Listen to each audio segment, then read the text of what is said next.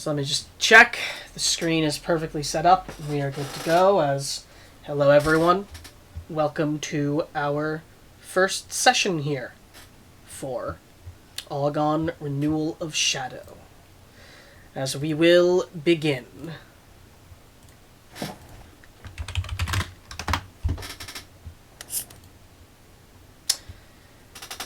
As an era of peace has come to an end, the Vocian kingdoms, driven by righteous strife, has declared war against the Zilian Empire. The two giants, now locked in a bloody conflict, have brought war back to the land of Euclax. Strife and fear spread across the land like a plague. The nations caught in between these giants scramble to their alliances and protections in hope that should the worst come, they shall be prepared. Meanwhile, people and creatures scheme in the shadow of these warring giants, planning dark schemes in mind for the land of Euclax and perhaps the world. Yet, despite the drums of war pounding, there are some that still travel the roads in the land of Euclax, their destination somewhere less exciting than the front lines of this bloodied war.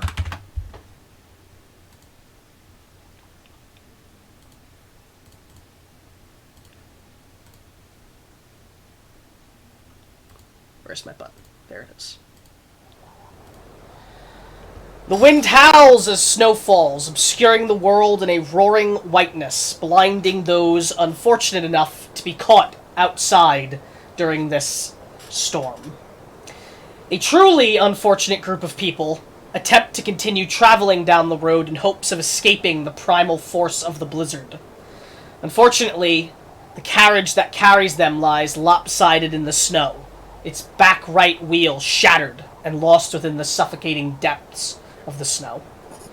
A human man with a hood shielding his face from the snow is knelt by the broken wheel, as his partner, a dwarven man, shouts behind him while holding an open palm with a gout of flame out by his head, providing both heat and light.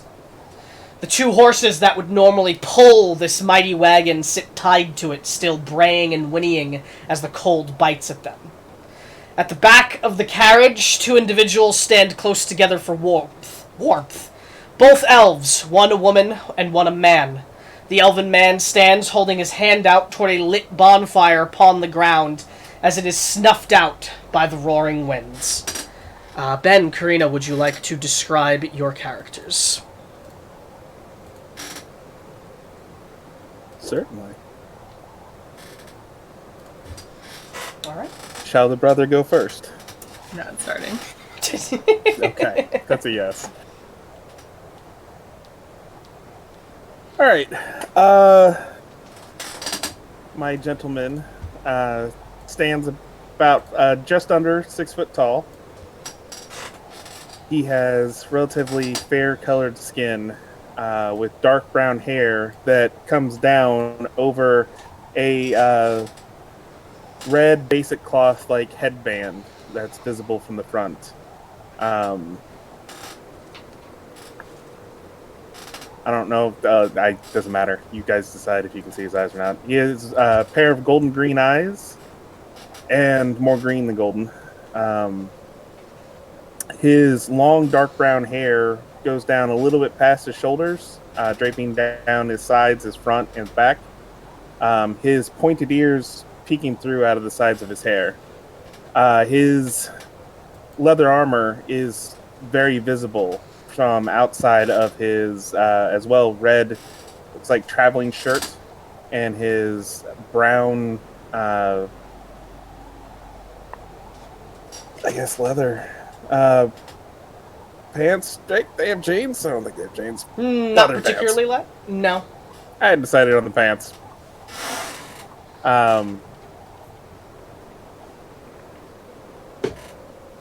Besides that, I guess he would have a rapier in the holster at his side as well. Both of his hands, the shirt that peeks out from a set of leather is long sleeve, reaching up to his wrist, and he has a glove on either hand that makes it up to his knuckles, revealing just his fingertips. There would be the token for you all. Okay. Karina? Okay. Sizen is youngish or younger looking elf woman who's got hair that's really dark brown, almost to the point of black, and really dark brown eyes. She stands around a little less tall for a woman, but under 6 feet. She's dressed in like workers' clothes, the kind of shit you'd see if you were used to working outside. Not fancy, not looking like someone who's well off, and definitely like a little haggard. And strapped to, I guess the most defining thing would be strapped to her back is a pretty substantially sized sort of hodgepodge looking gun. Made of what look like loose scraps and other like metal that you could just get your hands on and make it. Mm-hmm. Definitely looks homemade. Okay.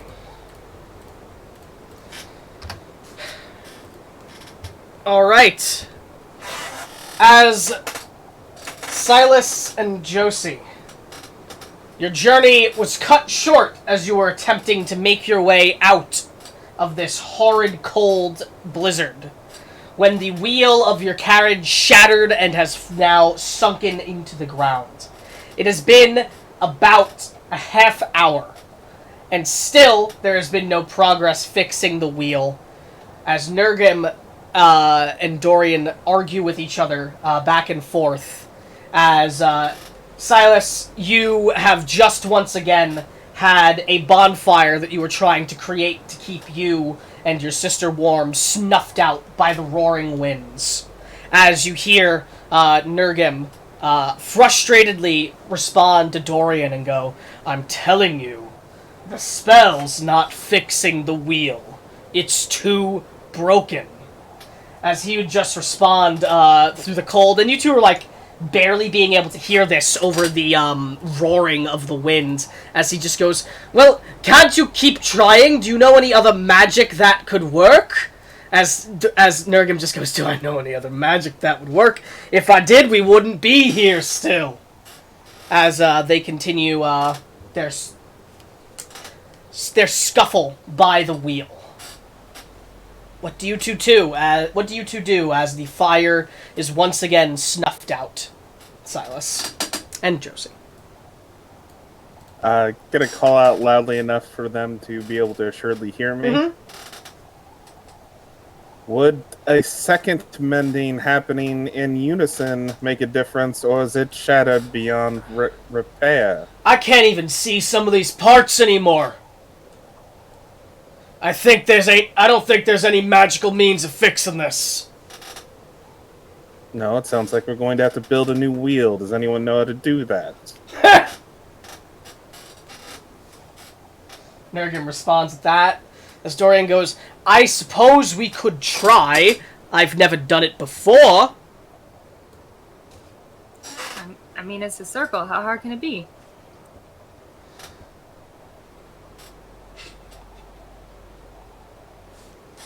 Get a tree or something. Nurgim just responds as he goes, "Look, maybe we should just continue on foot. Hopefully find somewhere we can take cover for the night. Maybe a cave or something like that." As he says that, Dorian goes, "Yes, but if we do that, what are we going to do with the horses?" As they, again, letting out their whinny as they're still tied to the carriage. And they are very obviously very cold. What would stop us from bringing the horses in the cave? Might not be big enough for the horses. Horses are pretty big. I mean, how big's a cave? I suppose that would depend on the cave, wouldn't it?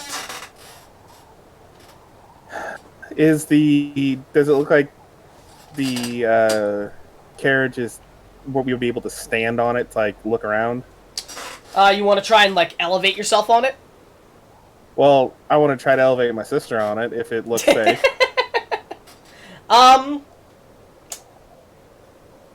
Looks safe enough. You'd have to be fairly heavy to cause it to, like, fall any further.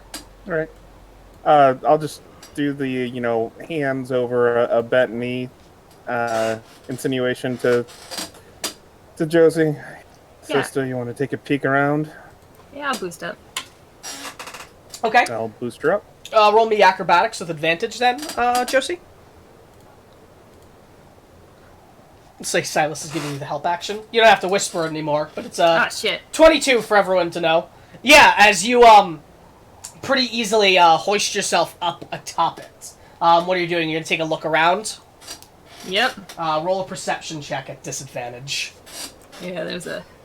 The snow is the wind is very much just blocking all sight. Yeah, it's difficult to see beyond location. Like, you can barely see through this blinding whiteness. But as you're up there and as you're looking out for a couple minutes, you start to hear something off in the distance. You hear what sounds like a faint voice, maybe a man calling out. You can't exactly hear exactly what it is, but you hear it, and looking forward, like squinting your eyes, trying to see a bit better, you see what looks like a dim orange light slowly making its way toward you in the sea of white. I'd point in the general direction. Mm-hmm. Can't see Can I see it? shit, but... Roll perception. You're not atop the wagon like she is, at disadvantage, obviously.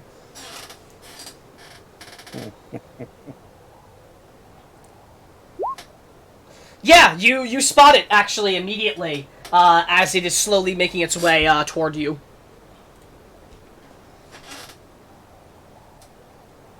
Alright. As they look that way, too, and a few seconds pass, and suddenly you all are starting to hear the call as well now, as you hear a man calling out, what sounds like a man going, "Are there people there? Hello?" Like, sister, be ready. Walk over towards our two traveling companions, Nurgle and Dorian. Nurgim. And Nurgen, sorry. Oh, sorry, wait, 1 second. Let me get this absolutely positive right now, because he is the same. Nurgim, yes. Okay, as you walk over to them. Let me go step ahead and see what it is.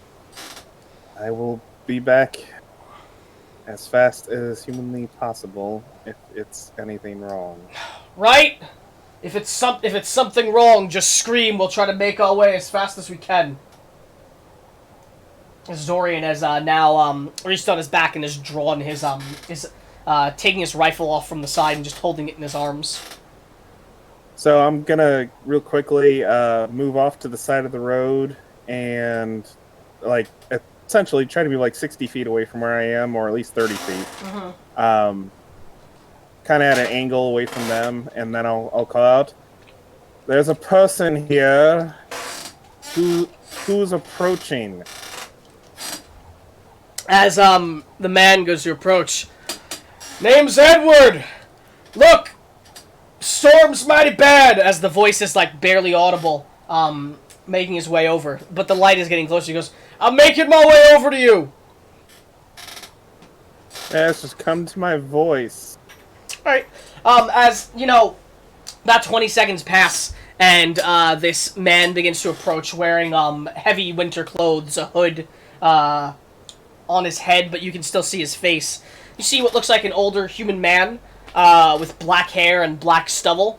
As he approaches, shielding his eyes from the cold, holding what looks like a lantern up in his hands in a glass, obviously, container. As he walks up, as he goes, "Glad to see I was able to find you. I work up at an inn nearby. Me and my brother own it. If you need somewhere to take shelter, just come along with me. I can take you there." Are you alone? "Currently?" Silas is actively looking around as he asks. Roll a that. perception at disadvantage. Okay.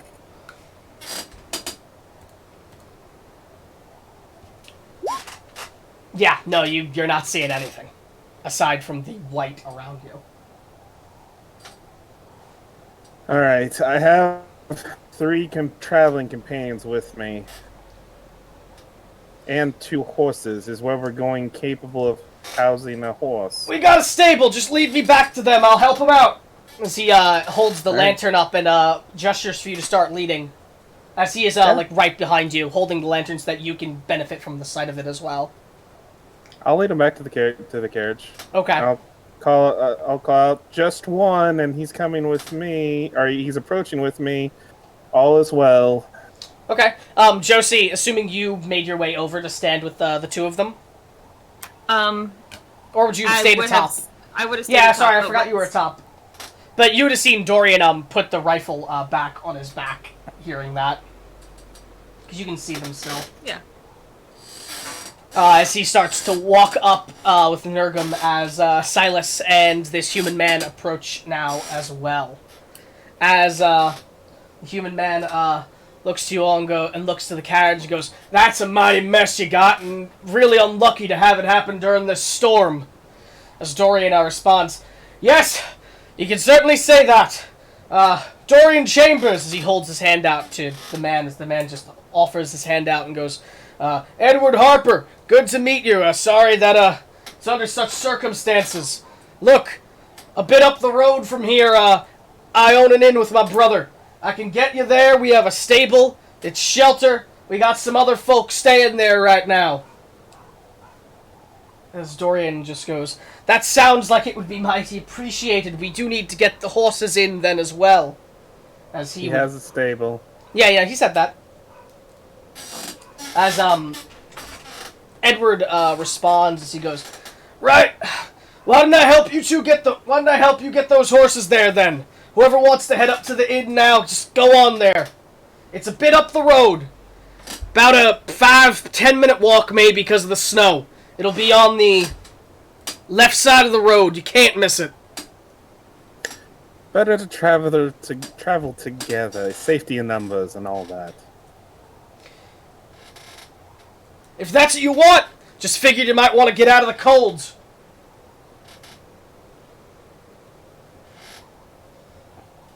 Yes, Are Dorian. you all right with waiting for them, sister?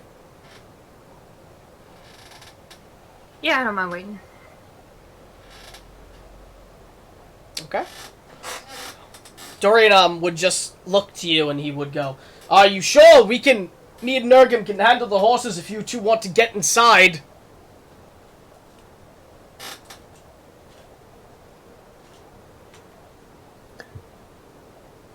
Gonna just walk over to Josie and kind of try to whisper to her, which I assume wouldn't be too hard to do in a way that other people can't hear with the howling wind. Might be a bit hard to do in a way that she'll be audibly able to hear you super well, but let's say you could. What is your read on him? Do you think this is another trap? You'd have to be real dedicated to tricking people to come out in a blizzard. Now, that's not to say you wouldn't, but... Alright then, let's go on ahead of them and take a look. You know, I have fairly quick afoot if something is wrong. Okay. So I guess we're going up the road. So you're going to tell him that you're going to head up, actually? Yeah. Alright, so he'd look to you and go, "Here, take this," as he'll hand you the lantern. Aren't you going to need that? Points over to Nurgum, who has a literal flame in his palm of his hand. Yeah, I'll take it. Alright. So you'd go, "Up the road! 5, maybe 10. Right on the left side. It's called the Padfoot Inn." Understood. We'll see you 2 there, nodding to Nurgum and Dorian. Yeah, as Dorian has made his way over, and Nurgum as well, to start getting the horses out of the their bonds. As Dorian goes, "Yes! We'll be there as soon as we can!" As you 2 start heading up the road. Mm-hmm. Yep. Alright, as you 2 start trudging through the snow, and it's a difficult walk. The cold is biting away at you, and the snow is coming down hard. By this point, you have been traveling long enough cumulatively that I would like for you to make a Constitution save, each of you. Okay.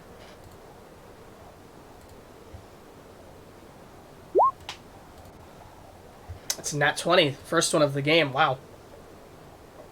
Let's travel forever. Silas, wasn't at disadvantage. you made a 16? Is that it? Yep. Okay. As the cold is biting at you, and it's awful, but you manage to, fight it off as you walk for about 8 minutes, and you see warm light from the left side of the road as you walk up, and you see a 2-floored building made of cobblestone. A signpost outside of it hangs up with the words Padfoot Inn read on it as the wind blows, making the wood, let out an annoying noise as it blows in the wind, but does not get swept away. A warm light can be seen from the windows at the front of the building, and a gout of smoke is barely visible to you, Josie, leaving the chimney of the building. I would like to try to get up to the window without being seen by it and peek in. You'd have to roll stealth check. At advantage because of the snow. The heavy snowstorm. Okay. Big 12. Well, you walk up to the window, and you peer in, and you see a well-lit tavern room, and you see about 8 different people inside. I think it might be 9. Let me double check.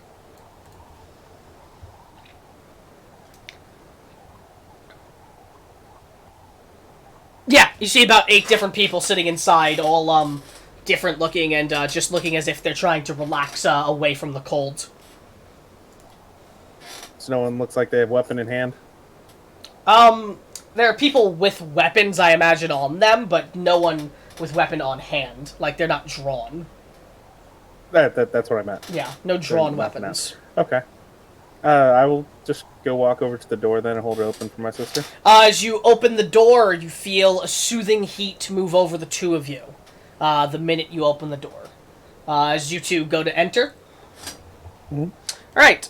So, rushing in, as you attempt to rush towards the oh-so-coveted heat at the moment. Give me a moment, I'm changing ambiance and I'm getting music on. Do.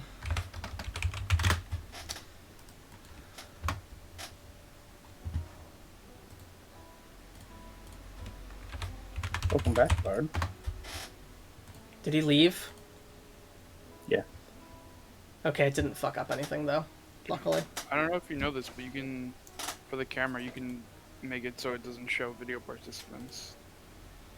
So, on the cam screen, it doesn't show Andrew or Bard for me. Interesting. Just give me a moment.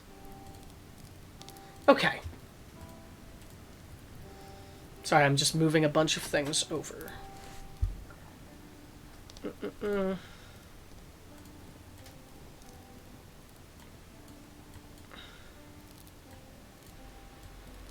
Okay.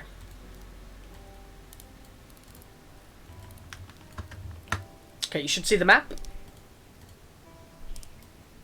All of you? Do you? Yep. Yeah. Okay. Yep. Perfect. As Josie and Silas, you step foot into the room, searching for that coveted warmth. As you rush in and stand atop a black rug. The fur of the rug is wet, covered in melted snow, perhaps. You can tell from its placement as well that it was likely put here recently. Looking in, you see a well-lit, warm tavern room. 4 wooden tables visible to you currently, 2 being circular and 2 in almost rectangular shape, with 4 chairs and a lit candle atop each. The floor is made of a clean, fresh-looking wood, though you can see by the entrance spots of water that are likely the result of loose, melted snow. The room is lit by several torches hanging from wooden posts out of the wall, and a bright fireplace emanates a comforting heat. By that fireplace, there are 2 comfy-looking armchairs, a couch, and an ottoman. At the back, there is a tall wooden bar with 8 seats lined up in front of it. Topping it, there is 2 bottles of wine and 2 lit candles. Behind the bar, there is a shelf with bottles of obvious alcoholic drinks and a door. There are 8 people you can see within the bar. 4 of them are sat by the fire, soaking in its warmth. 2 of them are sat alone at 2 different tables.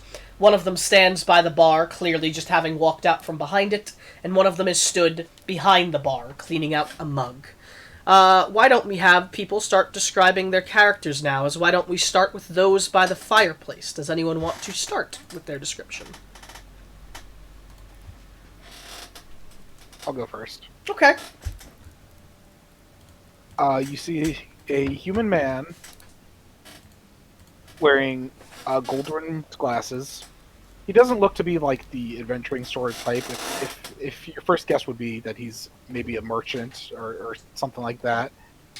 He has shoulder-length brown hair, a beard that he can't seem to get under control. He's probably in his early to mid-30s.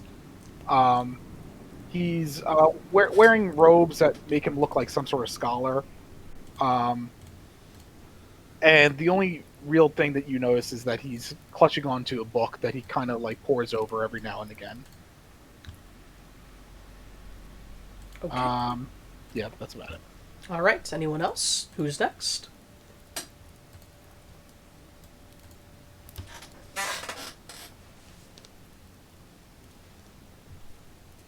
Am I gonna have to pick someone? Okay, there you go. No, I'll go. Sitting on the space of the couch closest to you, you see a very tall, athletically built woman with dark complexion similar to brown ash, piercing diamond blue eyes with a faint hint of green in it, and a heavy plume of stringy but soft dusted black hair with streaks of various colors electrocuting out from the base of her scalp. Although probably a bit more schlumped down due to the snow. All over her skin are like cracks or fissures, similar to the craggy surface of Earth, where a spark of light emits faintly, glowing in various colors. She wears a sturdy but loose-fitting set of overalls, surrounded in a variety of soft, loose-flowing fabrics in lighter colors. Large like scarf handkerchief, red, kind of a larger, like very pale yellow belt wrapped around. She doesn't wear any shoes, but she has her feet and her wrists and hands wrapped in wrappings. And she has a maul and a large staff. And that's about it. Okay. Thank you for the description. Anyone would like to go next? From the people by the fireplace. Okay. Okay. Sitting comfortably on the ottoman, you see a small tabaxi. He looks to be about a little bit over 3 feet tall.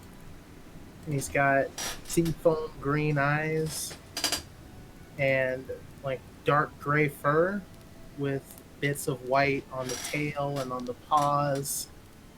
He's wearing little galoshes and robes that are clearly too big for him. He's got to roll up sleeves, and he's got one long tail, a chest that is strapped to his back with a shovel on the top of it, and a hat over his large, tufted ears that are still clearly visible through the top of the hat. Okay. And now for the final person by the fireplace, Alex. Would you please describe your character? You would see a absolutely lovely elven woman with fair skin. She has silvery freckles across her face. Her hair is pulled to the side in a very tight, very long braid. Her hair is the sort of shade of black that's almost blue in certain lights. Her clothes are very well made, but it looks like somebody intentionally tried to make them look less expensive than they actually were. She's wearing a blue blouse, black riding pants, black riding boots, and she has like a little half cloak over her shoulders. And additionally, on her hands, she is wearing a set of gloves where the fingers cut off mid-finger. So she has the ends of her fingers out, but most of her hand is covered in the glove. Okay. As that is those sat by the fireplace, another sits alone at a table to the side, one of these circular tables. As James, would you like to describe your character? So my character is a young blue tiefling woman. Her hair is like shoulder length. It's really wavy. It's like a deep blue. Her eyes are bright blue. She has a scar down her left eye that it looked like it was like very painful, but like it looks like it's healed up. She's wearing it looks like it's handmade, but well handmade leather armor that's like all black, and it has like different colored accents. She looks kind of like closed off from the others. She doesn't really like paying attention to anybody like but herself. She's sitting in the chair, but she doesn't look like super tall. She looks like she's about like 5'7". Yeah, that's really all about her. Okay. Aside from those individuals, there are a couple more people in the room. Starting from the back, behind the bar, there is a human man. Looks to be about a middle-aged gentleman and appears very well built. He's about 5'8" and has brown eyes, loose black hair, with black mutton chops and some stubble on his chin. He is wearing what looks like warm brown common clothing and a blue vest. Then afterward is a young human woman who stands about 5'6" with long red hair, blue eyes. She is wearing warm common clothing under a large beige apron that has some wet stains on it. And then, finally, there is an elven man sat alone at the table closest to the entrance. Perhaps maybe about 6 foot tall if he was standing, but he is sitting currently. He has a sharp-featured face with light brown eyes, black hair, and a black handlebar mustache. He is wearing rather fancy-looking black garments that you would expect from someone of a wealthier background. I will go through the tokens very quickly. That's the elven man in the fancy clothing. That is the young girl. And that is the bartender. As Silas, Josie, you two enter the room, and the rest of you all see this as it happens. And the barkeep looks towards the entrance as he calls out, looking to you. He goes, "Oh, welcome. Please, come in. Get out of that cold. Alice, can you fetch them some stew? Maybe warm them up a bit." As she goes, yes, of course. And she goes to walk off towards a door here. As she does, she looks back and calls to you and goes, "Please wipe your feet on the rug. Don't drag any snow in." As she disappears from sight. And you two are left at the entranceway afterward. What do you do? I'm not wiping my feet off. I'm going to prestidigitation myself and my sister so that the effort's not necessary. Okay. I'm wiping my feet anyway. You can't be too careful. Okay. Not As- making us both like sparkling clean, just getting the snow Yeah, off. yeah, yeah, yeah. Well, you got the snow off anyway. As you would cast the spell and do that, everyone would see you do so. Bartender would nod to you after doing so. Would you two enter further in? Yeah, I'm gonna just go sit at the. That he would just call out as you come in. Just shut the door behind you, please. I mean, yeah, I'll shut the door. Yeah, I figured you would, but he, you know. I mean, unless someone stops me, I'm probably just beelining for this unsat table. Okay. Did we get the bartender's name? Yeah, I'm sure you guys would have asked. You know him to be Eric Harper. Him and his brother, Edward Harper, who you all met earlier, are the owners of this bar. As you enter, though, Silas, as you go over to the table, he would look out toward you and go, "Can I get you two anything to drink?"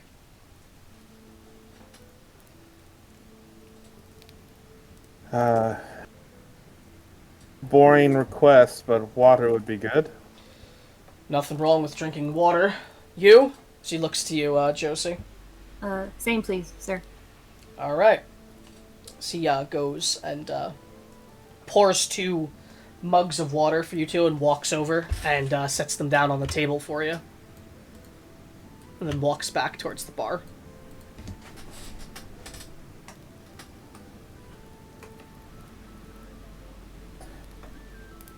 Interesting group of people that have all found this in. But all of you can interact or do things that you want, by the way, this time. To do a quick thing, sorry to interrupt that line of thought, Ben. The rest of you have been here for about an hour now. Each of you were given some stew earlier on by the young woman who works here, and given us some stew. It was let me check this really quickly.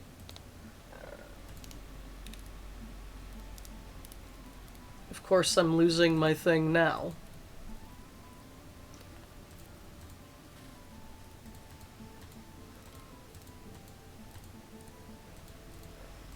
Give me 1 second. It was stewed goose, from what you can tell, and you were given drinks of your choice as well, but hopefully something to, keep you warm. Deuce. Yes. And at asking if anything was being charged, I'm sure one of you would. You would be informed by Mr. Harper that he's not charging anybody for the night for a room or for any drinks or food, as doesn't want anyone to be forced out into the snow while it's this bad and this cold. So you all have been here for about an hour. During that hour, the elven gentleman also arrived and has been sat with himself at that table for the entire time. And to describe as well, I forgot. Sat next to him is a seat. Sat next to him, and the seat right next to him is what looks like a large pack, like a backpack. And as well, on his table, aside from a bowl of stew and the candle, there is a large bottle filled with a very, very bright green liquid. So, Do I recognize the liquid? no, I don't think you've seen it before. Okay. But you all are now sat within the inn, as the doors are shut and such. The roar of the snow can be heard from outside. What do you all do? I'll lean over to Astrid and be like, "Hey, Astrid, we should probably let them get by the fire." I think How you're quietly? right. That would be the polite thing to do. I mean, not explicitly whispering, but I'm gonna stand up. Can you whisper? What? Can Can I you whisper? Yes. She's capable of whispering. Just in like general, can you whisper? In Like general, do I know the functioning of? Are you asking about the concept of whispering in D&D? Like, does that exist? I am under. It's a good I am question. under the whisper spell. I will stand up and make my way over to Carolina's table. And as I do so, I'll call out to the two elves at the other table. I go, You should warm up by the fire. You look pretty cold. It's pretty nasty out there. Silas will look over to her and it's all right. We'll warm up here just fine, and I'll go ahead and cast Create Bonfire behind us. As you do that, the innkeeper looks out and a bit worried as he goes, I don't reckon you're doing anything wrong, but It won't catch your tavern on fire. It's not capable of doing it. right, just prefer if you didn't cast any magic like that without, saying anything first while here. If you could just not have it up, please. Right. Wait, just move my hand over it, make it disappear. Okay. Apologies, just hesitant with not knowing you folks and all. I don't want to make you go out in the snow or anything like that. But even with generosity, someone has to be careful. Yes, on that note, how much is the stay here costing in that stew? You don't not to pay anything, but I encourage that you give the fine lady bringing you the stew a good tip. So anything you were going to pay, I would just give to her. Not going to make anybody pay for the night or for anything today. Don't want anybody being caught out there. It's one of those storms that kills people. Don't want anything like that happening. Astrid will get up to flank Beryl, and now there are two seats next to each other by the fire. Okay. Because that seems to be important to them. Sure. I mean, And, you can... yeah. She'll say, really, you should warm up by the fire. Look, you can even sit together now. We've been here for an hour, please. Okay. If you want to move yourself to where you're going now as well. Yeah. Let's look over at Josie. How does she look cold? I mean, I can tell you the two of you are pretty cold. You have not warmed up, in particular, since you've entered. You did nail those con saves, so you haven't suffered any ill effects, but you're still pretty cold, the two of you. Right.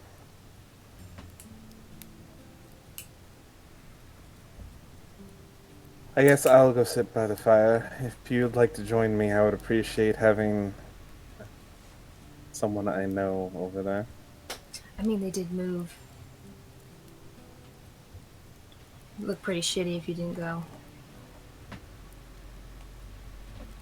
That's something I'm particularly worried about. You just say under his breath. With all this knowing look, I mean, it's probably something you probably heard from him before. And James, okay.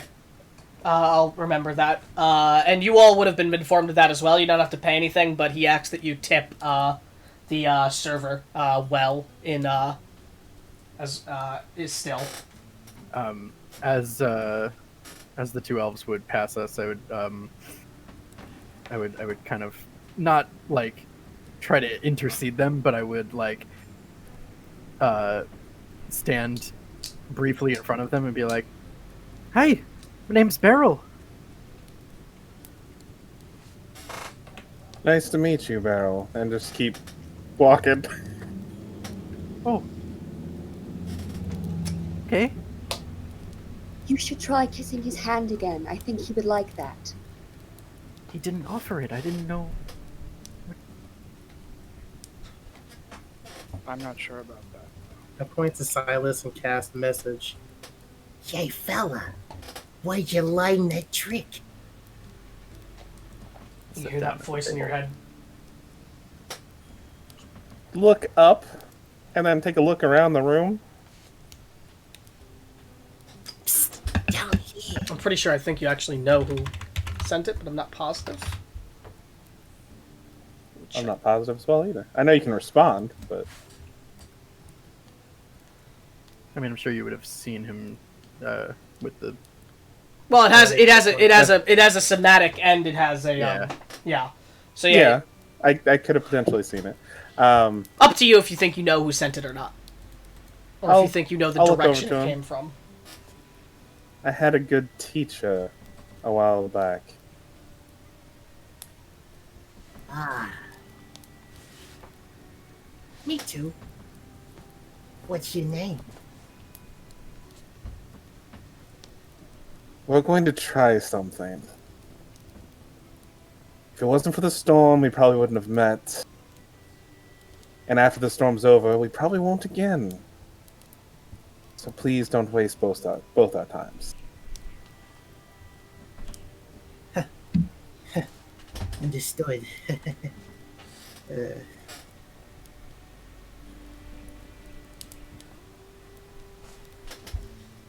Isaac will look up from his book and look around him and see that there are new people next to him and be like, "Oh, hello. I didn't see you there." And he's gonna look around to like see if there's like people he knows, and he sees that everyone moved. Yeah. And he's gonna be like, hello, and then just look back down at his book. Okay. Unless he was directing this at Josie, unless she says something to him. Huh. I mean, what you reading? Oh, it's a journal. It's not really interesting. It's just my thoughts and what's happened. I mean, you know what a journal is. I don't need to explain it to you. It's silly. Wait, is he writing it right now or just reading it? Both. Okay, that's not It looks more like he's making notes. I'll tell you that.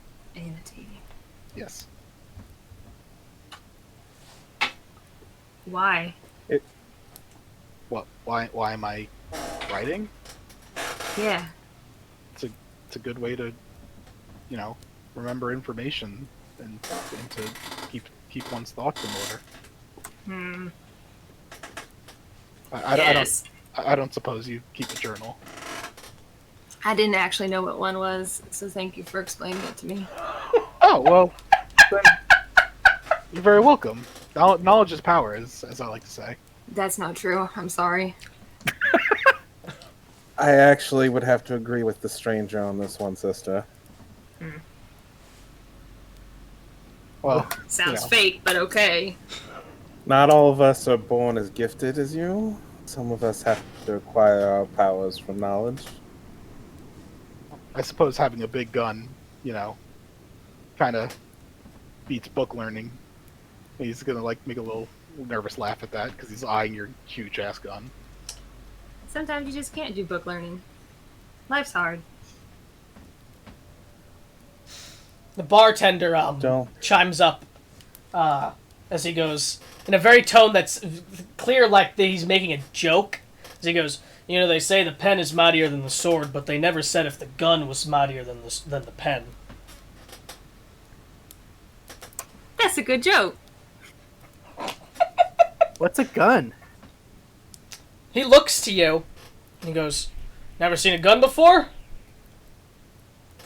I don't know if I have or not. Is that Zach? Or is that No, Beryl? that's Barrel. Okay. I don't know if I have or not because I don't know what one is. It's a large device that's shoots things like crossbow. I don't know how to describe a gun, honestly. She has one on her back there. She would point out the gun on your back. Isaac will chime up, and would he know? Is this a musket or does this work like with bullets? You look towards the gun. Yeah. It's a bit strange looking. It looks like a rifle, you know that, but it's made of like loose scrap, you can tell, and like other materials. But you can tell it's a rifle. You don't know what type of rifle it is at that, though. Well, her gun looks a little bit unorthodox, but traditionally it's a weapon that shoots a projectile at high speed using black powder. And he's saying this barrel. Mm-hmm. Okay. I guess maybe I need to explain what black powder is, but we'll leave that for another day. I'm not sure it's an explanation that's going to matter. I'm sure it's just powder that's black. I mean, that's accurate, but it has other properties. It's also flammable. Hope you don't need fire while you're looking at it.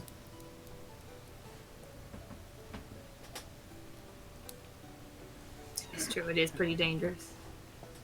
Have you ever seen a cannon before, Barrel?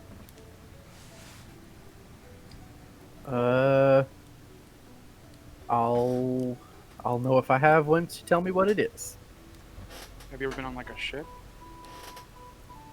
I don't think Beryl would have ever been on a ship. Probably not. I would probably agree with you on that one. All landlocked masses that I've been at. But would I know what a ship is? Yeah, I'd say you probably know what a ship is, but not necessarily have ever been on one. Ooh, that reminds me. Hold on. And she will. Oh, it's right here. Rummage through her belongings and pull out a small notebook, jot something down very quickly, and then put it away. Okay. I see you keep a journal too. What's a journal? Never mind then. Where's my fucking pen? Damn, that was really aggressive of Beryl to say. Where's my fucking pen? Where's my fucking pen? Jake, would Silas, would I have ever come across Tabaxi before? Yeah, no, you probably have. Okay. There are Tabaxi in the world. They're not, like, super uncommon. Silas will look down over to him, and out of curiosity, which of these individuals are your caretaker, child? Excuse me? Damn. Child? I'll have you know I'm turning 18 in a few days. Ah, so you are a child, just not as young of one as I thought you were.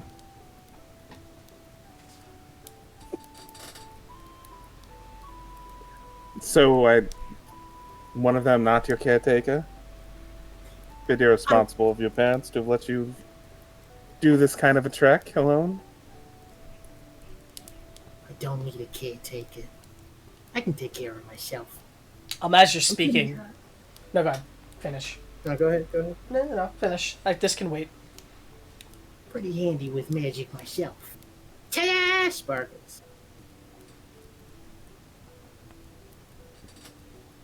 That was it. I'm sorry. Yes, you can do illusionary, or you can do what is considered by most to be a cheap magic trick. Congratulations. I'm sure that'll save you from a group of bandits.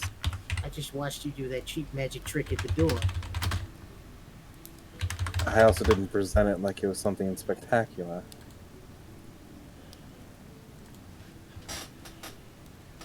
You know what? I have my new friends calling me over there at that table over there. Hey, Gaylings! And then he just walked away. As this happens, the aforementioned Alice, the waitress, comes out with a bowl of stew in each hand as she walks over to you two and offers them out. She goes, "Here you go, please. Enjoy." Thank you. How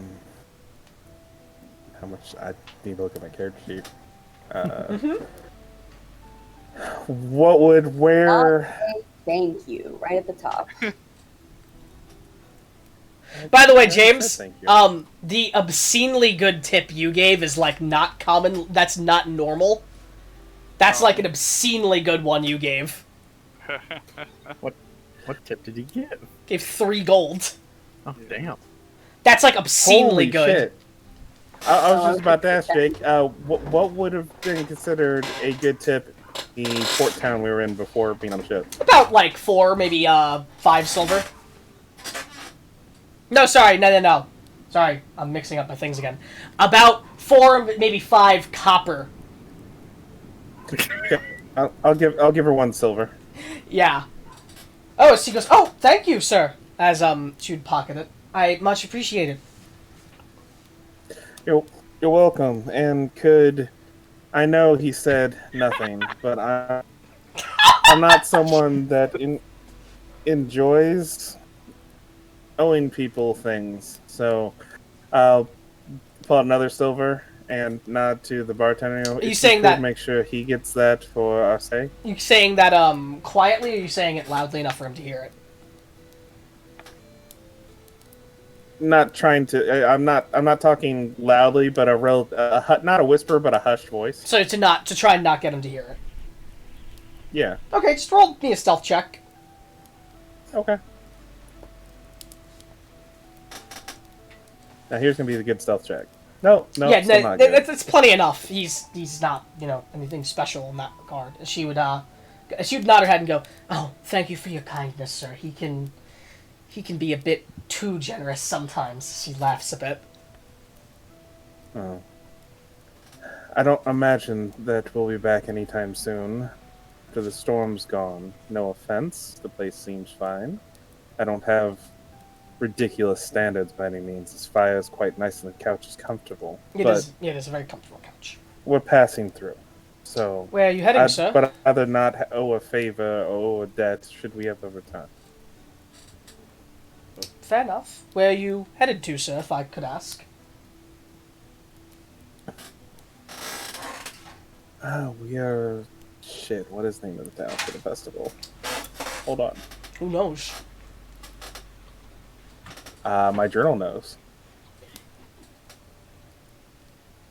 I kept hearing a German woman. Hey, you pronounce guys going to Wolfwood?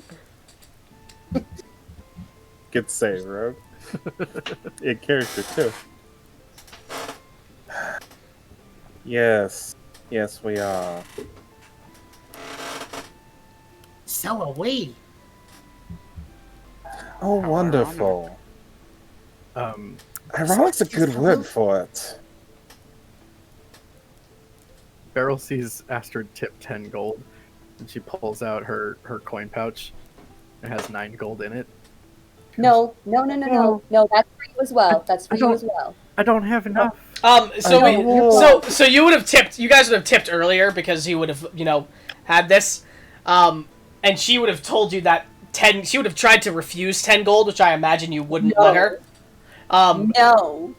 And she would have informed Beryl that's an obscenely good amount. You don't need to give nearly as much as she did. And The other lady gave me things for free too. Why won't people let me pay them? People let you pay them, but 10 gold is a lot for like just a normal. Karina got it right on the money. What could it cost? 10 gold? Exactly. So how many do I give? If you want, just 3 copper is fine. I don't have any copper. It's fine. My tip is your tip, all right? That's also acceptable. I'll accept that. Okay. At the mention of Wolford, though, she would go, "Oh." And Josie, you'd have been handed your food as well. She gave you your stew. Just letting you know. Yeah, I'll give her an amount of silver. I don't know, 3? Okay, she'd take the 1. 3 silver. Silas would just sigh. You're over tipping, sister. Your constant need to undertip people is what's wrong with this society. I wasn't under tipping either. 1 silver is a good sized tip, isn't it, miss? Don't ask her that. She's already got my money. Magic boy's a cheapskate, eh? I would argue that nobody has really been a cheapskate here. I'm quite used to just getting, like, 3 copper, maybe, sometimes. Silver See, sister? and gold are quite generous. When someone gives you something for free, You you are supposed to, you know, give it back by pretending you didn't get it for free. That's what they do at the market. It's basic bargaining. This is how you make goodwill. Goodwill isn't going to help us once we leave here. Simply not owing a debt will do us quite fine. We don't have that much money left that was set aside for this trek. Oh, I don't want to take either of you two's money if you don't have much money for your journey. Please, I don't need the tip. I've been tipped very generously tonight. You can both have it back if you need it. I don't need the silver. I can afford it. Just trying to curb my sister from being willy-nilly with coin. It's not willy-nilly. It's understanding smart practices. Would you like the 3 back that you gave, miss? No, ma'am. Right, if you need anything else, I'll be here. I'll give her 1 gold and ask for a goose stew. Of course. As she... That was what they were serving, right? Yeah. And you probably already had 1 already. Okay, She would've well, then given I'll you give her 1 gold for her trouble. You said you tipped her earlier. Okay. This waitress is getting the most money she's probably ever gotten in her life today. Yeah. Good. If you're willing to serve people in the middle of a blizzard, like... Bolt free. As she walks off, Erica does look the bartender to you two after the tip, and he just gives a grateful nod to you two, as he would have done with all of you as well. Sas look out to the window. Mm-hmm. As you look out the window. Curious about Nurgum and Dorian. Yeah. Okay. So you're gonna get. You're Wouldn't say worried. That's probably too strong of a word. So you're just looking out, waiting for them, watching out the window. I'll just peek at it. He's keeping a head on a swivel with a room full of people he doesn't know. Fair enough. Josie just got her head down eating stew. Okay.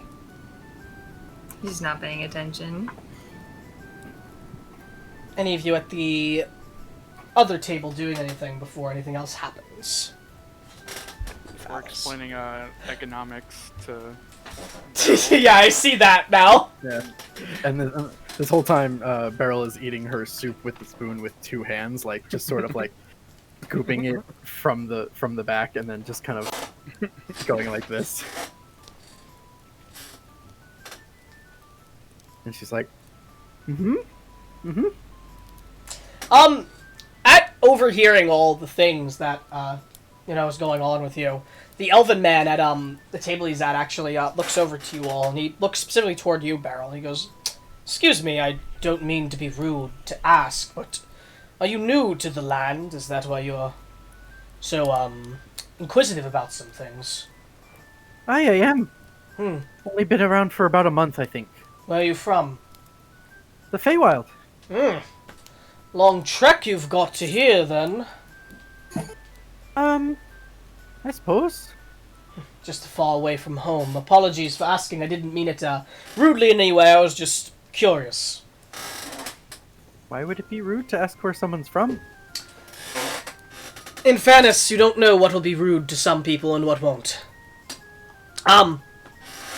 Good to meet you. I'm Gallum Emerson. As he would stand up and give all of you a bow at the table. I'd hold my hands out, but then realizing that he's on the other at the other table, I look at Astrid and Carolina and be like, "Should I go over there or?" I would nod. I don't. Oh, you don't need to come greet me. Just a polite introduction for you all. What was his name again? Gallum. Let me get the spelling on that for you guys. Sorry.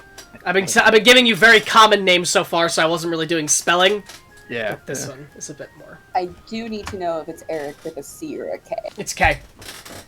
Okay. I had it right. Fuck, I Damn it. wrote C. Damn it. Yeah, me too. Alex got that fandom brain. It's fantasy world. Of course, it's a K. You haven't encountered a lot of German recently. Yeah, that's fair.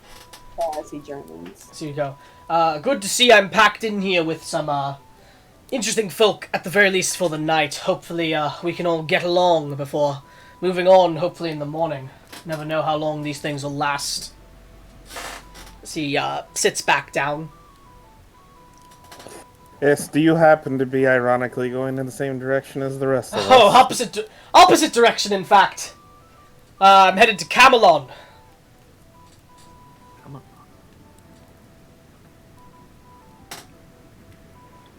You mentioned goodwill, Josie. This is me investing in your field of expertise. Well, if you're heading that way, I should warn you that there are bandits that are stealing from people on the road in that direction, the main road. He shakes his head as he sighs. He goes, "Yes, I'd heard. I'm capable enough myself. Thank you for the warning. Quite honestly, I'm not very used to how dangerous the roads of these nations can be. It's a bit shocking to me." You should also keep an eye out for things eating people. Ugh. We came across a couple of Lycessers. Ugh. Dreadful things. Also not Couple particularly used to them. Out of Yeah. character, a couple of what? Lycessers, I'm not sure you would know what they are. Let's see. I mean, they might not be native to where I'm from. They are not. As Josie and Silas, you have never heard the name before. I'm sorry, Lycessers? Lycessa. Ah! You not from here? No. Lycessa, it's a type of necrophage, corpse eaters. Monstrosities that eat corpses and other carrion, meat. Horrid Shouldn't be a things. problem if you're alive, right? Well, they can get irritated, and if they're starving, they will attack you. But most of the time, shouldn't be a problem if you're alive, yes. One bit me right here. You're attacked by Lycessers, looking to you all, as he turns his chair. Aye, but we killed them all. Well, most of them. I think a couple got away. Strange times we live in. Lycessers are going after people and all. Not something that is common. But what do I know? Over in Sorovia, where I come from, we don't particularly have them. Sorovia, you say? Aye! I'm gonna pull out my map. What brings you to Camelon?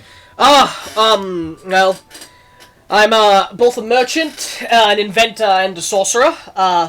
I work with the council, and I go to the Praxmorian Alliance nations, and I'm helping them set up electricity so that they can get some lighting in their streets. That isn't just lantern light and torchlight.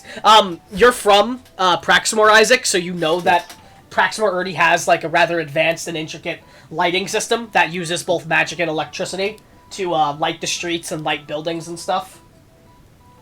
Isn't that where Nurgum and Dorian? No, they're are from heading Wazaria. No, yeah, they're heading there. They're heading there. You're correct. to? Yeah, heading there. Yes. Not from there. Yes, that is where they're going. Oh, that's quite interesting that you're from Sorovia. The two traveling partners that we had that should hopefully be here any time with the gentleman that told us about this place. Heading that direction. They're working on talks for their nation. with Really now? yours. Interesting. Well, make sure to speak to them then when they get here. But, yes, I am headed to Camelon now. I've spent about a couple months now working in some of the other towns. I actually just came from Wolford and helped them set up their electrical system. They're just getting started. Camelon now, it's where I'll be for the next few months. And then hopefully get to go back home. Truthfully, I wish I could go back home sooner, as he looks to his bag and he taps it, starting to run low on my more common wares that I sell. So, not going to be as fruitful for me once I get to Camelon. What are you I selling? assume Sorry, go ahead. No. Selling anything interesting, I'll say. Oh, plenty, if you'd like to take a gander. A bit expensive, but, well, Serovian make... so he would open up his pack, and he would pull out first what looks like a metal box that looks akin to a hand lantern that has a knob on the back of it, and inside of it there is a glass circular object that is inside of it. As he holds it out, and he goes, "This is an electrical lantern, gives off more light than a normal lantern, and, well, lasts a bit longer." No, that doesn't last a bit longer. Doesn't last as long, just gives as much light. Can use magic, lightning, to charge it, or you can purchase a charge pack from me, as he would pull out a small rectangular box covered in a glass case. Beneath the case, the lightning courses across the metal. So he drops those on the floor. And as well, I'm selling this, as he pulls out a long sword made entirely of metal, with strange electrical wiring covering the length of the blade. On its hilt, there is a compartment that he opens and reveals a small rectangular storage area inside.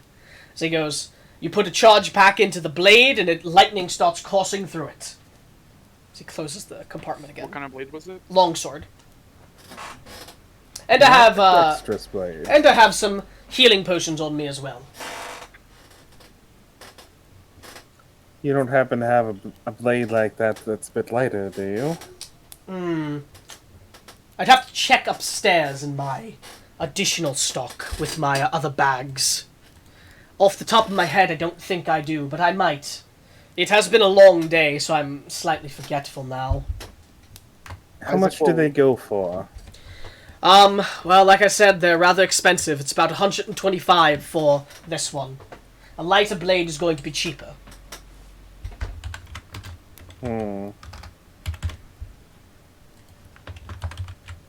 Perhaps I'll have the good fortune of running into you again after festival. Oh, then. certainly, and these certainly aren't unique. If you find any other Serovian merchants, they'll likely have them on them as well. Would Isaac have like read up or known about charge packs? I'd say Or you. is it- Yeah, I'd say they're used in Praxmore, so you know of them. Okay. They're not like a new invention. Right? No, they're these. Everything you're seeing is not new. You've seen these before in Praxmore. Okay. All right, never mind then. They're not as advanced as the nation itself, but they have gotten most of the advancements second to the nation. Hey, Mr. Emerson. Ah, yes, just Gallum's fine. Well, why would you need a lantern if you're a sorcerer? Can't you do, this? And then he taps the lantern and casts light. Well, I don't need the lantern, but there are plenty of non-sorcerers out there. You're right. So it's for them. Also, it's a bit convenient if you're not looking to use magic to do things, but it also is charged by magic as well. But again, there's a lot of use to a lantern that isn't just lighting the way, if you're saying a spot. As he would move the goods back into the bag and go, but anyone that's interested in purchasing any of these, I'd be very willing to barter, to trade. I also have healing potions, as I said. And I will check later on if there's a lighter blade upstairs for you, Mr. So he looks to you, Silas.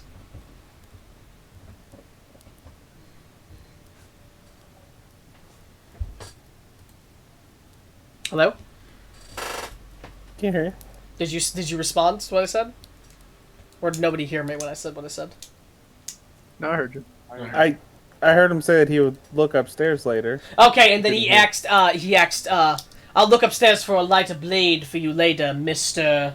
As in, questioningly, asking for Oh, okay. That's. I didn't catch the question mark Yes, in the phrasing. that's Sorry. what the question mark, there was a question mark there. Okay. Silas works. Then, Mr. Silas, I will see if I have a lighter one for you later. Good to meet you.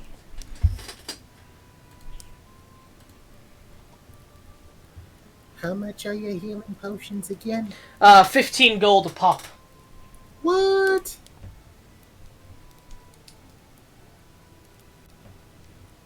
I would like to purchase 2. Fair enough. 30 gold then, so you'll take out 2. I did the math right in my head, right? Yes, I did. Yeah. So he takes 2 healing potions out, set them all to the table. So you see the small bottles filled with a cherry red liquid. Looks like healing potions. He takes them both and exchanges. He gives them the gold. He takes them both and then walks over to Josie and Silas. Mm-hmm. Hands Josie one Okay. and hands Silas one. And then he looks at Silas and says, By the way, my parents are dead. and then walks away. Holy shit! I don't do, before he would be able to walk away, I don't do debts. No debt, no charge. Hey, what the fuck? Are you good, cat? I'm fine. You don't just walk up to someone and dump your emotional baggage on them with a gift. I think it was a response to me asking about his parents earlier. Actually, cats are known to drop gifts off, especially dead things. I'm a tabaxi. I'm sorry to hear about your parents. I can't take this from you. Yes, you can. For me, you can.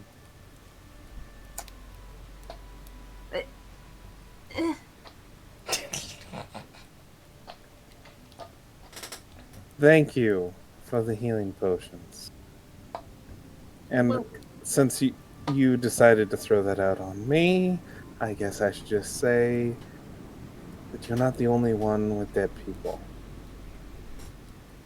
We good now? Does anyone else need to say it? He just looks around the room. No? I don't feel comfortable talking about that. Oh, both of my parents are very old, but they're not dead. Oh, excellent. Let's go around the room and ask everyone about their parents now, shall we? I would prefer not to. Yeah. You asked for volunteers, so I volunteered.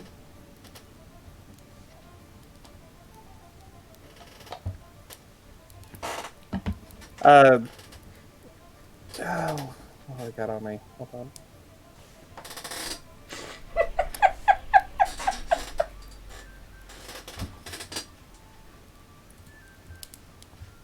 Yeah, you know what? But as I said, I don't do debts. He's gonna reach into his bag and pull out his spellbook. Mm-hmm. Do you know how to read arcane script? Okay. I know. No. Because Jesus. James started laughing about it, so I had to do it. Damn, James! He wasn't asking if he knows how to read. Even so, you know how to read arcane script. Do you know how to read? I venture to say the vast majority of people don't know how to read arcane scripts. Since, Don't know how to read generally arcane. a wizard thing. What's this? It's called the Elder Scroll. Can you read it? Sorry, go on. So, do you know how to read arcane script? He pulls out his own book. Of course I do.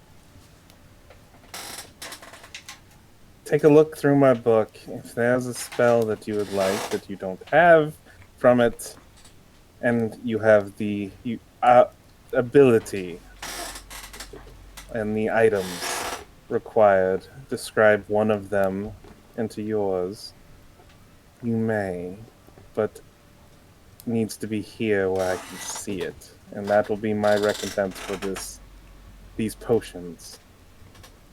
Oh, yeah, about that. I'm kind of broke now. Can't really do that here right now. But, thanks anyway. So when you have money, then I'll allow you to. Should we be in each other's company that long? Hey, it sounds like we are, though, because we're all going to Wolford together. Yes, but unless you all are also attempting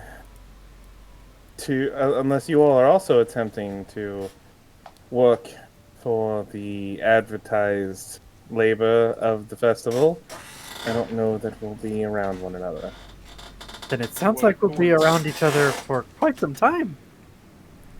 I'm just Oh, giving like a very wonderful. genuine smile. That is wonderful news. As this He happened, said, like, okay. with a very disingenuous smile, back towards Sparrow on the table. Can I make an insight check? If you want to, He's not trying to hide it. you now owe a cat a life debt. If you're not trying to hide it, and you can just reveal what you're saying if you want. Yeah, it's very much so a disingenuous smile. Does Beryl understand sarcasm? She does. Very insightful. Just gonna Alright. say, by the way, you kind of have to in the Fae. Yeah. They're kind Yeah. of assholes there. Literally everything people say is sarcasm, so she's learned Oh, to. really? There's nothing genuine about the Fae. No. Hey, Jake, question about your Feywild friend Yes, sir. in this world. Mm-hmm. And this isn't even me asking if Silas would know This this. is per on chance. this This is on more the meta for- question. This is more for Zach's possible info. Sure. Sure. Are Eladrin commonplace in as far as elves go in the Feywild? The Eladrin Like make in- up the courts of the Feywild. Many of them. There you go. So, I would say that Silas has some recognizable features then to Yes. you. Yeah, Beryl, you'd if you'd you- probably recognize some Eladrin Yeah. features on him. Okay. I will. I'll go up to him on the opposite side of Josie, Oh boy. Okay. just kind of like leaning over the armchair, and I'll kind of look at him and let's see. Yeah. Okay. And just kind of like very serious faced, like scan him up and down really Mhm. quickly. As we go. Can I help you? You're quite rude. Tatiana told me to be careful of people like you. I don't know who Tatiana is, but being careful of people in general is good advice. Okay. And then he just pats the top of his head and runs back to the table. Okay. Darling, what's your name? Your companion's been doing most of the speaking for you tonight, aimed at Josie. Oh. My name's Josie. It's very nice to meet you, Josie. My name's Astrid Concordia. Sorry, what was that last name for me, the player? Yeah, everybody needs that, because it's stupid. It's not stupid, it's pretty. Sounds Oh, okay. like an accordion. Okay. Does Thank she you. play an accordion? If only. No, it's named after a moon, like a moon feature on our Mhm. moon. Tight. Damn. And since we're asking questions and conversating and going to be around one another, I am curious. What are you doing making this trek in such beyond traveler garb?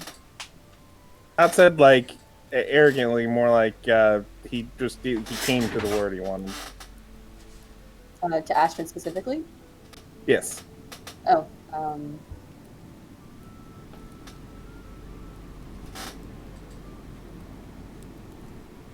I believe the expression used is, it's complicated. That's all she says. Quite familiar with that. I'll be back in 1 second. I just have turning my light on. So 1 second. Turn into a chair. So, guys, let me introduce you all to our new DM, the chair. Hi, chair.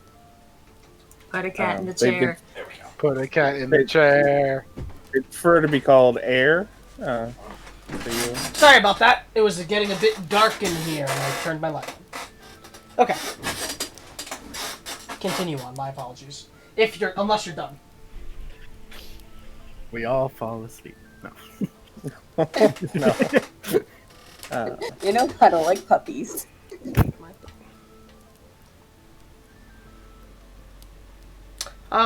So enough time has passed by this point. The doors swing open and a rush of cold comes in as 3 individuals enter technically. Let me pull up my notes really quick because I have to describe Dorian and Nurgim because they don't know what they look like.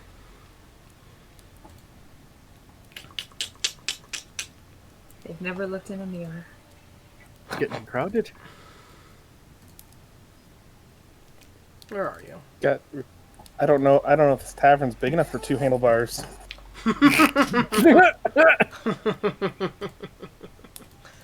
I'll drop their tokens very quickly. Mr. Goldfoot and Mr. Chambers. The chambers. Okay. As 2 individuals enter. 3 individuals, sorry. 1, Edward, that you all recognize from before, and then 2 people that most of you don't recognize. A human man, with short black hair, darker skin, I know the token doesn't portray that, has a handlebar mustache with a goatee, as he steps in, dressed in rather fine clothing. As well, a dwarven man with black hair, dressed in sort of wizardly robes, as he walks in with him. The human man as well has a rifle hoisted on his back that looks rather advanced. It has covers in glass containers at the side of the rifle where lightning and other sorts of arcane energy is running through it. This is the human man. And this is the dwarf. As they step in, wiping themselves off of the snow, as Nurgim does the same thing you did, Silas, as he presses digitations off, as they step in and go, "Oh!" And Dorian looks over to you, Silas, and Josie, as he nods to you all, goes, "Got the horses in!" Was a hell of a fucking effort, though, as he steps on through. I was starting to wonder if you 2 were alright, considering the length of time. Oh, yes, well, it wasn't easy. The horses were panicking while we were trying to get them there along the way. Damn cold must have... Something must have spooked them out in the wild. Not sure, though. Apparently there are corpse eaters running around. Haven't seen any Lycessers nearby. Hopefully we don't run into any. As Nurgim steps in with him and Dorian, he looks to the bartenders. The bartender looks over and goes, "Welcome in. You've already wiped yourself clean. Good to see." Alice, as he goes to say, she just goes, "I'm on it already." She's walked off. As Dorian looks to the bartender and goes, "Thank you for allowing us to stay here, good sir. It's literally life-saving to get out of that bloody cold." As he just nods and responds, "Of course, don't want anybody getting hurt." So he goes, "Well, thank you for that." As he looks to you, Silas and Josie, he goes, "I'm going to be frank, the situation's not great about the carriage. We got the horses in, but I don't think there's any way we're going to recover that. And we don't know what state it's going to be in after the snow." Selves in the company of all save one patron of the tavern, people that are also heading in the same direction that we are. Truly now. That is lucky, to say the least, I suppose. Well, good that you possibly find some other companions for your travel, then. We'll make the road a bit safer for you. Hopefully no more bloody bandits. As he annoyedly goes and sits in the armchair. As Nurgim looks around, and he looks to the elven man, as the elven man looks back to him. As he gives a nod and goes, Wazarian garb, is that correct? So he looks over and goes, "Might be." So he goes to sit at the table with the man.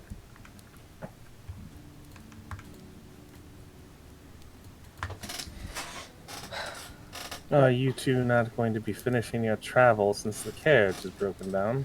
Dorian, holding his hands out to the fire, goes, I don't know. We're not exactly on a time crunch to get there, and it'd be rather annoying to continue on foot. I'm thinking we might head back to the town horseback, to the city horseback, and get a new one. No. You should recall that those bandits was probably still there. They should be still there. Well, this time around, there won't be any negotiating.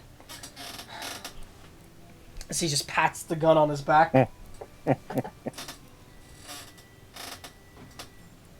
Sure, you It's guys their will be all funeral, I right. suppose. I mean, I know Sorry.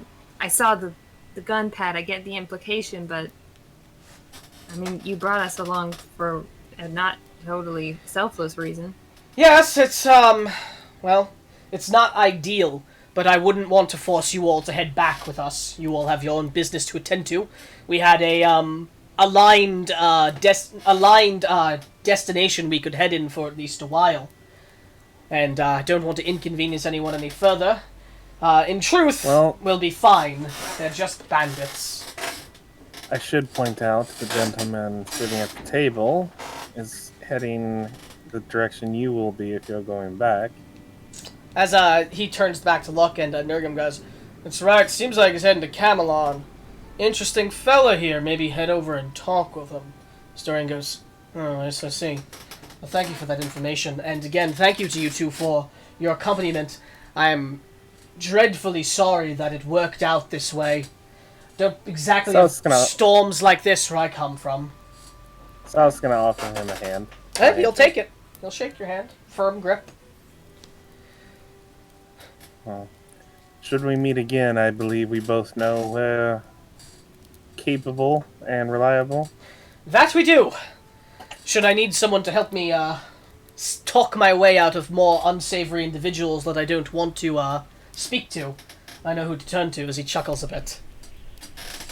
That's not a jab as well. It's good that you were able to talk us out of it, but given my way, I don't tolerate things like that. I would have rather just shot them. Yes, well, it was... Despite the fact that they deserved it, was a hassle and a trouble and a risk of possible physical or otherwise trauma that none of us needed. I'll give you that. So he goes to head over to this table over here with his partner. Just something like that. Isaac will turn to Josie and Silas and say, "Did you run into a spot of trouble on the way here as well?" Oh, bandits. Yes. It wasn't anything that I couldn't talk down out of, though. And Yes, compared besides, to even if corpse I... eaters. Yes, I'm not sure which one I'd prefer. Well, if you're a corpse, obvious choice. That's a good point. I think it was best that we ran into what we did. Considering even if my words failed, my sister's gun wouldn't have. I mean, don't say that. You're gonna jinx it. That's Yeah, not what if a next time she thing. has a jam? That'll be on you, friend. That's not a thing. Says you. It says books. A and prototype knowledge. is a prototype. It's the best one yet, but it ain't I didn't perfect. say the gun can't jam. I said jinxing wasn't a thing. Oh, why not? I'm not a It's man not of how faith, fate but I believe works. in jinxes. I mean, like, no offense, but it seems like we've had, like, I don't know, a curse above our heads for the past how long we've been traveling, so I'd be pretty worried not a- about jinxing right now if I was you. It's not curses. It's just been our lot in life that we're trying to change. And we're going to change. So what you're saying is bad luck follows you when you leave the home. No. What I'm saying is, fate has dealt us some bad cards, and we're making efforts to change that. After we get this money from the festival, I'll have the money that I need to get us going in the proper direction to take care of both of us. Right. Bartender chimes up, looking towards you, Josie, as he goes, "Think you're running into a string of bad luck? Maybe try praying to Vandra." As he laughs a bit, might change your luck a bit. No offense, sir. I do not know what you are saying to me. Looks to you. Oh, no, not aware of Avandra? No. Goddess of luck? Okay. And travel.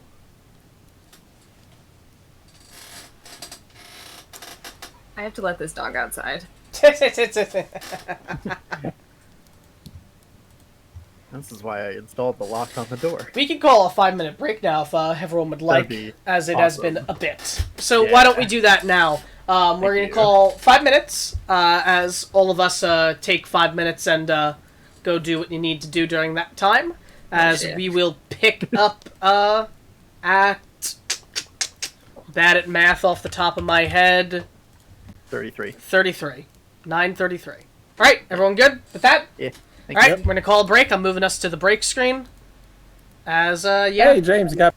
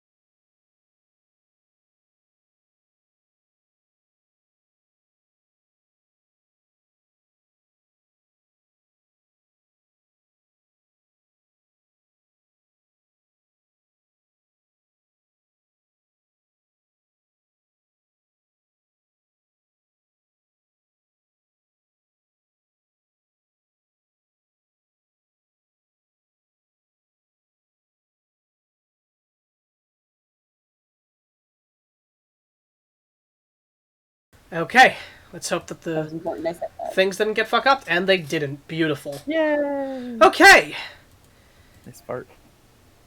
as we pick right back up where we left off. Don't remember if anyone was saying anything or not.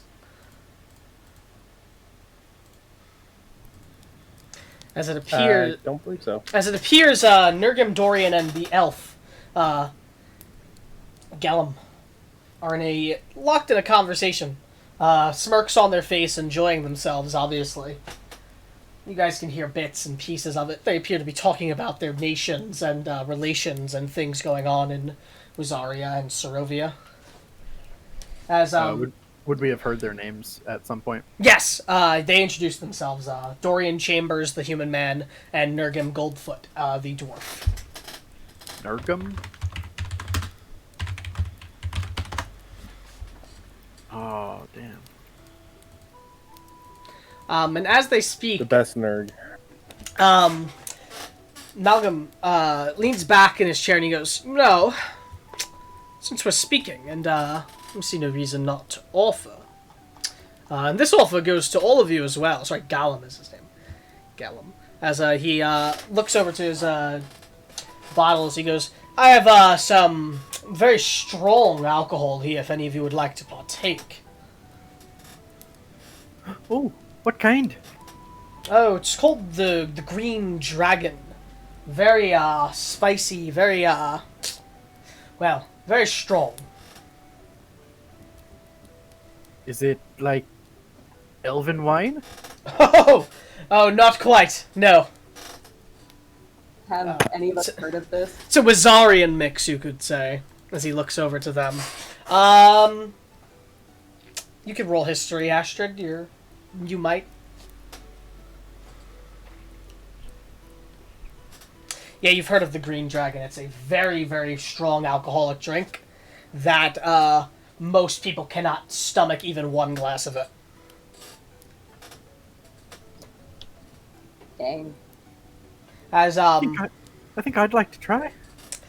Dorian chimes up, he goes, I'm not sure about that one. Green Dragon's a bit strong for my tastes. Most people that drink it don't particularly like having clear minds, from what I understand. As, Callum just goes, "Please, it's not that strong. I can have at least 4 glasses of it before going down." As Dorian just goes, "Then you must be a supernatural creature if that's the case." Looks over to all of you. Alcoholic. So he goes, "Most people can only take down 1. Do you say you're an alcoholic? Or an alcoholic. Or an alcoholic?" As he shrugs and goes, "The offer stands." As Dorian goes, "Not for me." And Nurgim goes, "Yeah, even with my tastes, I'm not gonna take that risk, sorry."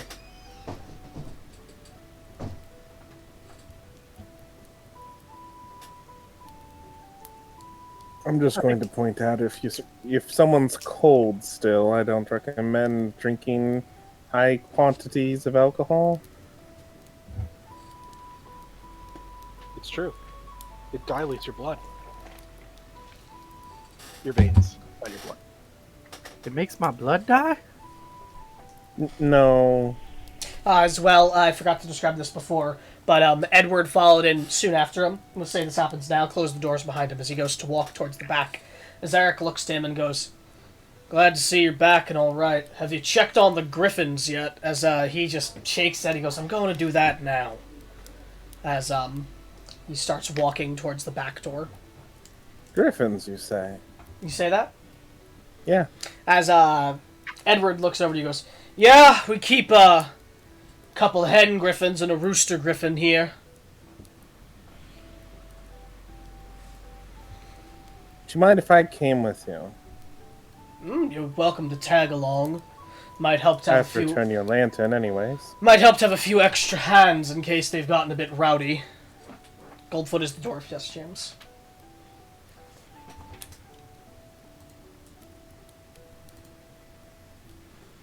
Then I'll come with, and I'll hand him back the lantern as I walk over to him. As he takes it, he goes, "Glad you're able to find your way here as well. Anyone else that wants to come's free to." They're just griffins, though, unless you've never seen those type. Not anything that special. Would I have ever seen or heard of a griffin? You've seen griffins, but not particularly the ones he's talking about. You've seen the traditional griffin. What makes these different? He said they were hen griffins, and one was a rooster griffin. Oh, okay. You've never heard anything aside from a griffin be called a griffin.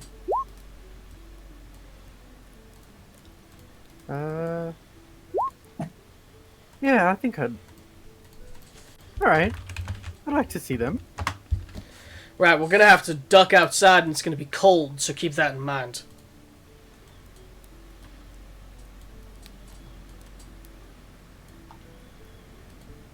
Hey, Barrel. Yeah? Be careful out there. And actually, though, those of you from the continent, from Euclax, know that occasionally the land is referred to as the Land of Griffins, as it has a wide variety of different griffin types. Like there's a whole like different types of species of griffins all throughout the land. It's a big thing for them. I think I can handle a couple of big chickens. Ha! That's what everyone says until they see the chickens. Alright, well, don't keep me waiting. Right, this way. Josie, are you tagging along? Or are you staying in here? I think I'd like to stay in here.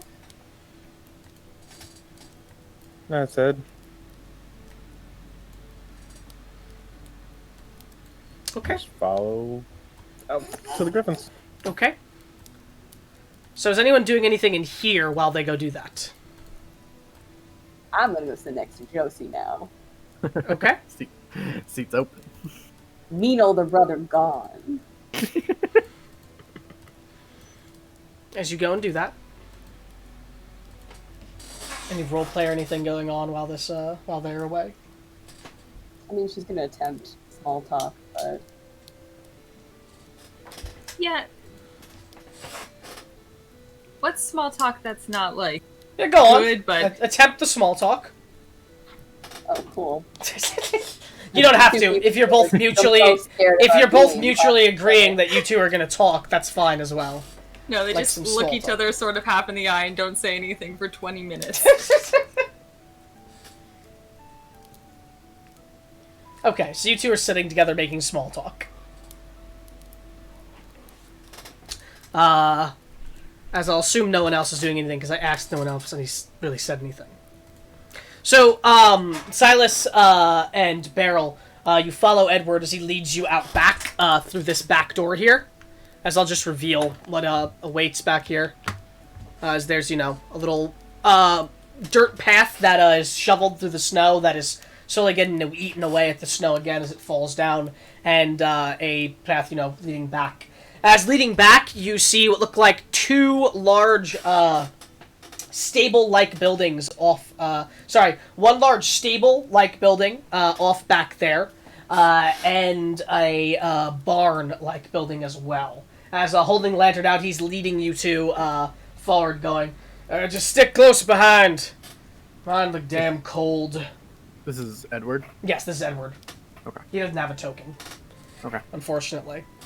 As he leads you Staying close. back, as he leads you towards the barn, and he swings the door open, and as he does, he steps in and he lifts the lantern up and hangs it from a hook that's hanging from the ceiling in the room as you are led into the large barn. About two levels. Level above appears to have some hay and other stuff up there as well. As there are several sections of the barn where you can hear creatures making some noise and moving about. As you soon see the aforementioned creatures. I'll just show them here. As first, you see two very large, very fluffy, very big chicken-like griffin creatures standing about. Very big. Moving about. Two of them. You'd see three small, little chick-like griffins, as if they were the young little. So you guys probably know what chickens are, so you can recognize it.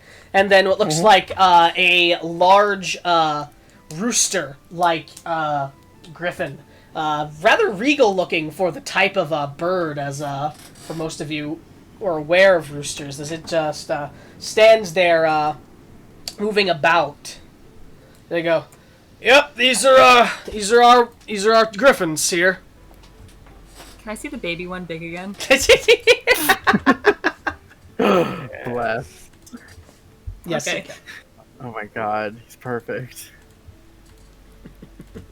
Shaped like a friend. Gotta give him some feed and get him into the pens for the night. Where did you come across these? Oh, Grip, the hen and the rooster griffins, they're pretty common here. We bought them a long time ago. Been raising them since. Common here. And what are they like in the wild? Oh yeah, they're what are they like in the wild? Or was that like a how do they behave in the wild, or like are they in the wild? More the how do they behave? Depends on the species. These guys are pretty docile. They don't particularly bother no one unless they're bothered. But they're, depends on them. There's a lot of griffins here. Sometimes they call Euclax the land of the griffins. Euclax is the name of the Continent. Yes. Okay.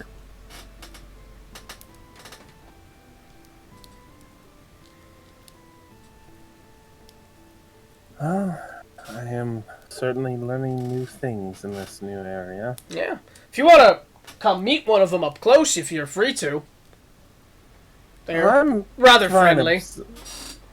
I'm fine observing from right here. If you I'd need love to help with something, I can help, but... You saying, Beryl? I'd love to help. Of course. What do I do? Just grab a bucket over there. It's their feed. And we'll go and give the two big ones, the three big ones their food, and then we're going to lead the chicks into the pens. I go grab a bucket. Okay. As he will lead you forward and will instruct you, telling you to head over to the big ones, start giving them their food, approaching them slowly. What's the feed look like? It looks like a variety of, like, seeds and, Sorry, one second. Let me check something. Silas would be helping pick up and move the stuff, but he'd be setting it down at a distance and letting the other two take it up to the griffins. Yeah, there's like a large like grubs, seeds, veggies in there as well. It's like a whole mix of things. So it's a big feed, Alright, take a handful. Okay, you're gonna go up to one and take a handful. No, I mean, like, before I bring it to them, I want to taste it. Oh, you want to taste it? Yeah. You eat it, depending on how much you can stomach, like, like a small handful. like seeds and insects and other stuff like that. Doesn't taste anything special.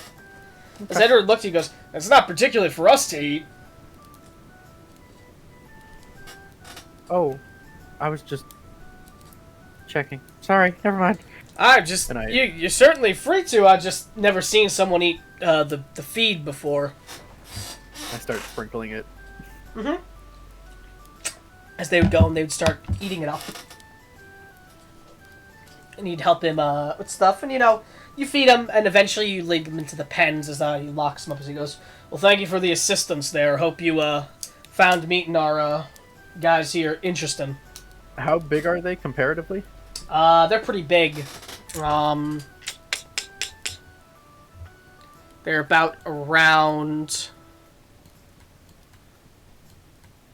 Probably standing on their hind legs, you'd expect them to be like 10 feet tall. Oh, damn. And they're like very bulky and very big. So the chick's like 2 feet? Chick's like 2 feet tall, yeah. I want one. Well, thank you for the assistance. These guys can be a bit of a handful sometimes. You're welcome. It was worth helping to feed my curiosity. Yeah, they're, New to this region. well, there are plenty of other griffins about the land. Some a bit more majestic than these bastards, quite honestly. Oh, So, they're quite impressive. what do you do with them? Oh, they lay eggs, and we, use the eggs to, eat. Sometimes other griffins come out. We sell the kids off, so if anyone else wants them for their farm or something like that. They're also good, the rooster's good at scaring off, more, cowardly, predator types. So that they don't come and, mess with the horses or anything we got here. You sell the children. Yeah, to other, farmers and other people that, do the same things as us, for the eggs, for their, farms and such.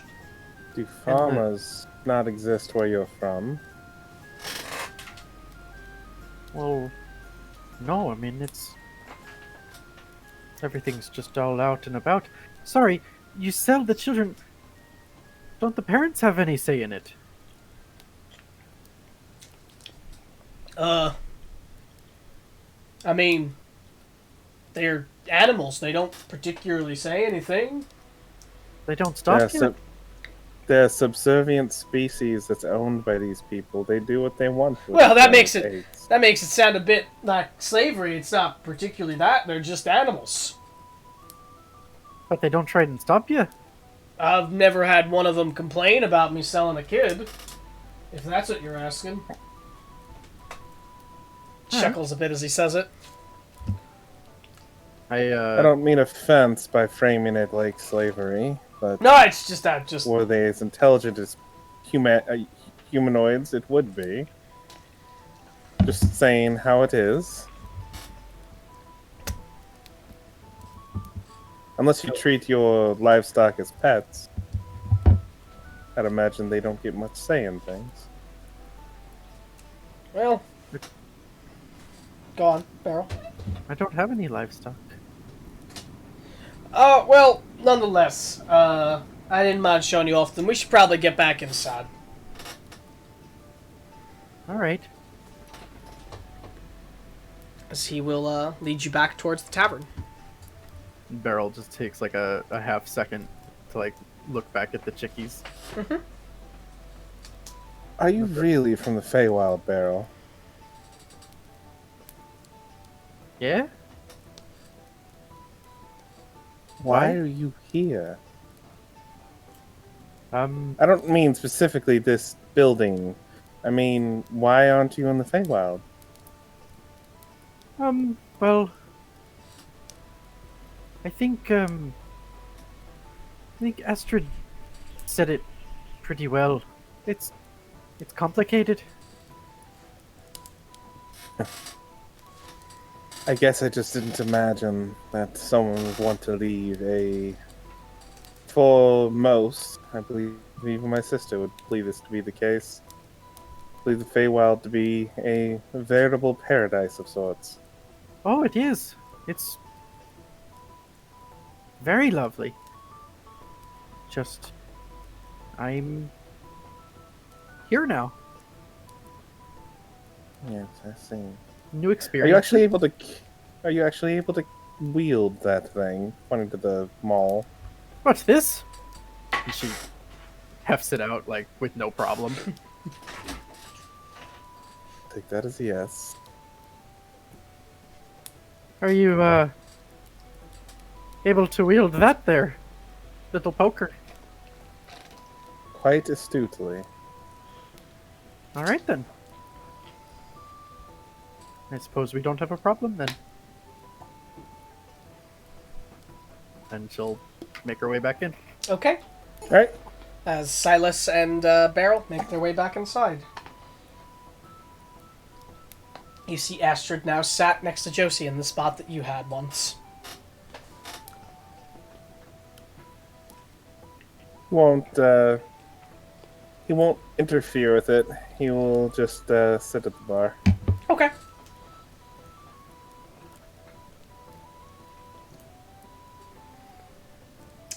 Josie's just animatedly talking about welding. Okay. Actually, if Silas overhears that, I guess Beryl would definitely be able to notice something that hasn't really been on Silas's face since he got here. A legitimate smile as he's looking over to his sister, passionately talking about what she is to Astrid.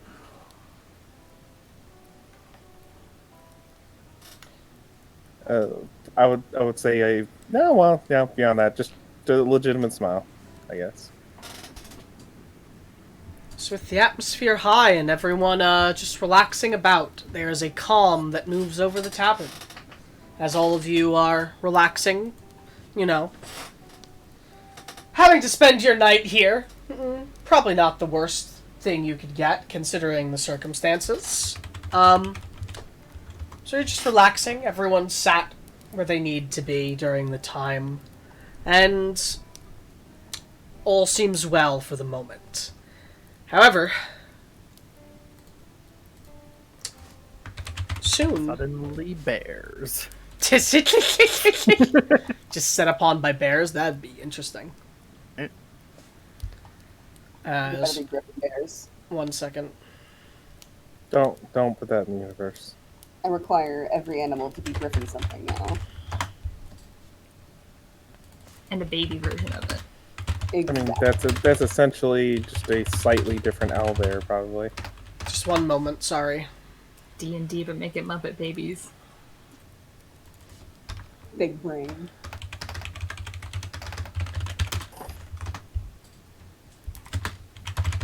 Why is my thing not working? Sorry about my glasses, Blair, but fix that. I mean, I'd be wearing them if I had some. So There we go. That's I'm sorry. okay. Female As player the character from Cool Borders 3. as the atmosphere is high, all of you are relaxing as you need, and preparing to take whatever you need in for the night. But all of a sudden, the doors swing open, as if kicked open, as a voice calls out, panicked. A man's voice going, "Help! Help! My friend! She's badly hurt!" As 3 adventurer types enter the room, carrying what look like 2 of them. There are 3 of them altogether. 2 of them are carrying an unconscious human woman with short brown hair, covered in wounds across her body, blood leaking out. The 2 carrying them are an elven man with short silver hair and a blue-scaled dragonborn woman. As they enter the room, obvious in a panic, as he's going, "Please help! Somebody, please!" As they rush in with this wounded woman. What color Dragonborn did you say? Blue scales. Blue scale, thank you.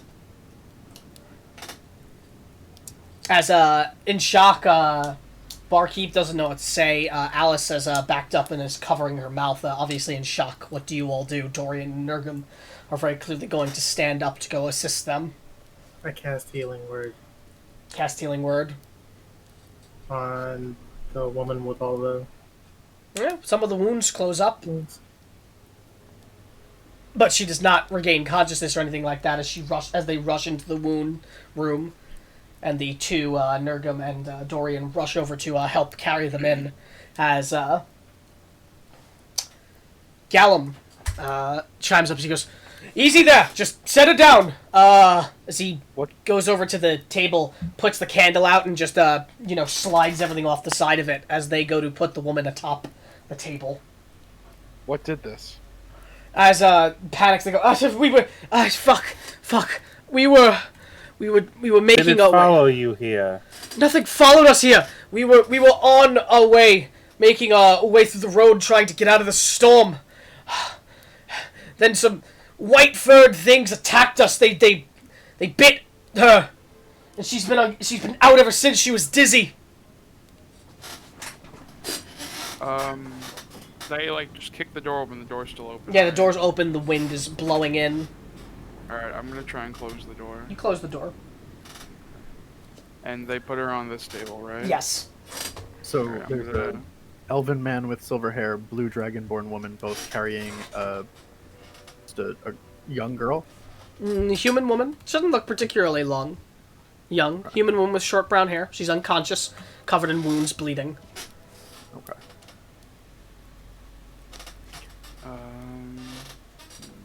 I approach and attempt to help them stop the bleeding. Sure. Stopping the bleeding. You can roll medicine check. Silas would actually walk over and see if he can't point out a vial, if he can't snatch a bit of her blood that is bleeding out. Trying to get her blood. You tried to do that stealthily, or you tried to do it obviously? Oh, no, he's not trying to be sneaky about it. Who are you, Zazel? No. So you haven't gotten the patent on. I mean, people's blood. two of the two panicked people aren't going to say anything, but Dorian does look strangely at you, just vialing her blood, but doesn't say I'm anything. going to test it for poisons. Not. As she is set down, ways with a medicine check, that you're stopping the bleeding, but you're noticing that one wound is not stopping up, and one wound will not stop, and you notice this as well. This one did not stop even with your magical healing. As a deep bite on her leg, oozing with black fluid, is very clearly open still. Oh, I mean, if there was oozing black fluid, could I have been that instead? You certainly try. Yeah. Get it in the jar as it's this thick, viscous black fluid. Have the doors been closed Yes. behind them? Yes. Okay, Ash just gonna give a post at a window then to make sure that nothing is followed. You can roll perception. Yeah, and I'm will, just gonna go stand over by the door. I will unabashedly walk over to a table, like, 2 empty tables away from everyone, though, and pull out my appropriate kit to start testing, running it through filters and such, testing it just to see if it has similar properties to any poisons I'm even mildly familiar with, just to identify it as a poison. You have something on you that can identify poisons? I mean, I have a poisoner's kit. Does it say that that's what it has on it? That stuff that can identify poison?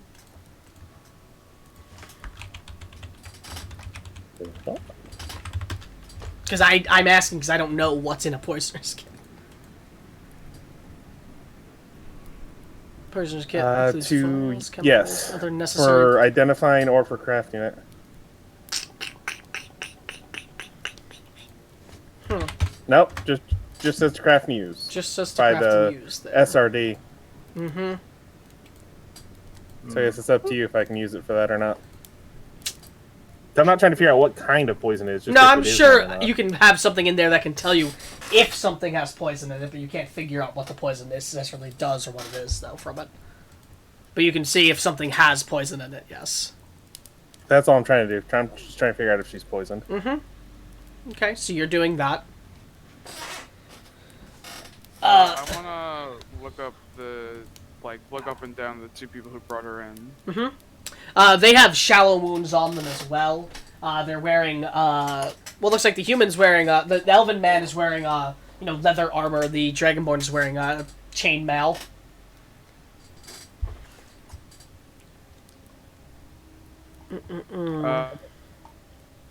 Okay, what'd you say? You cut out?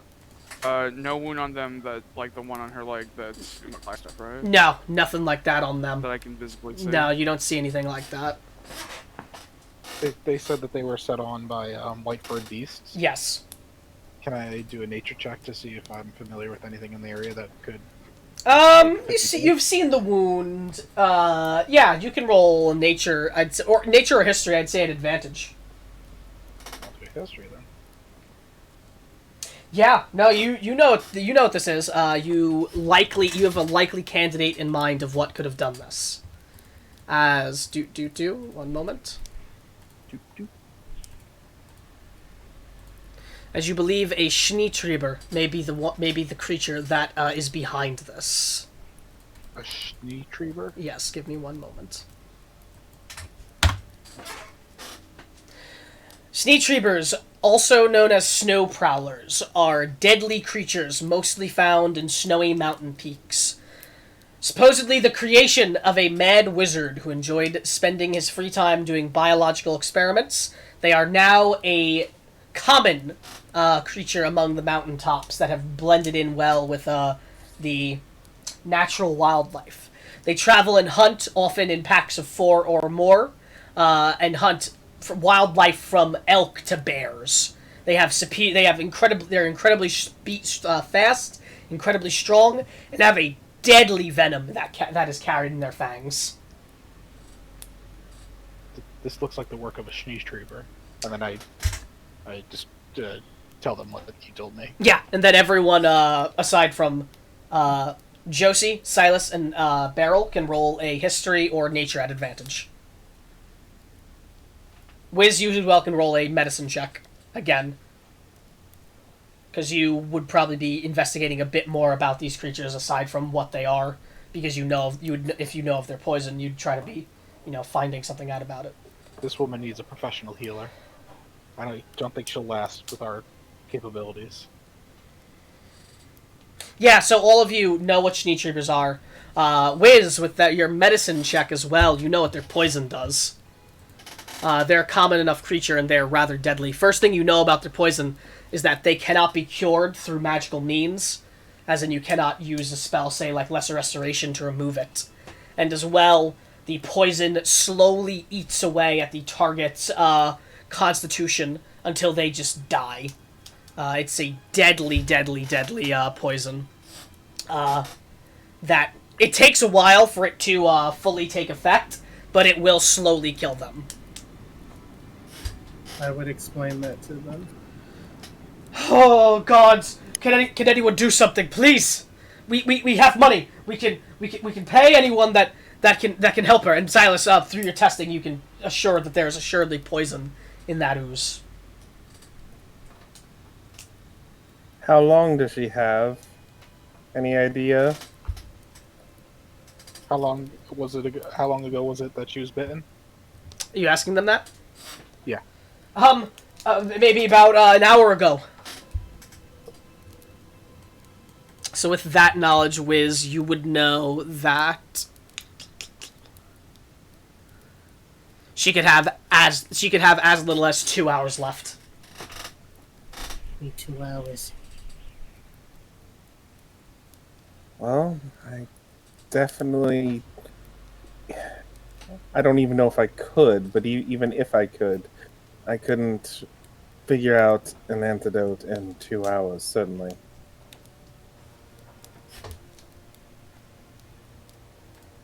My condolences. There has to be something that someone can do, please, please!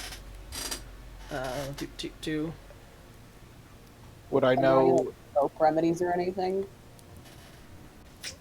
Those of you who are trying to see if you know any remedies or anything can roll a nature or medicine check. Also, did my perception check see anything? No, you've not spotted anything yet. Would I know if, getting a sample of the Sneetreeber's venom could cure be synthesized? Roll a history for that. You don't. Astrid, you actually do know of a cure for it, though. You know that there is an herb called neem that grows that looks like a cluster of yellow buds covered in black dots that can be used to create a cure for the affliction. Can you type that name? Yeah. Okay. And then, is that available in the winter? Like, does it still grow? You don't know how it grows or where it's from. You just know of Okay. the herb.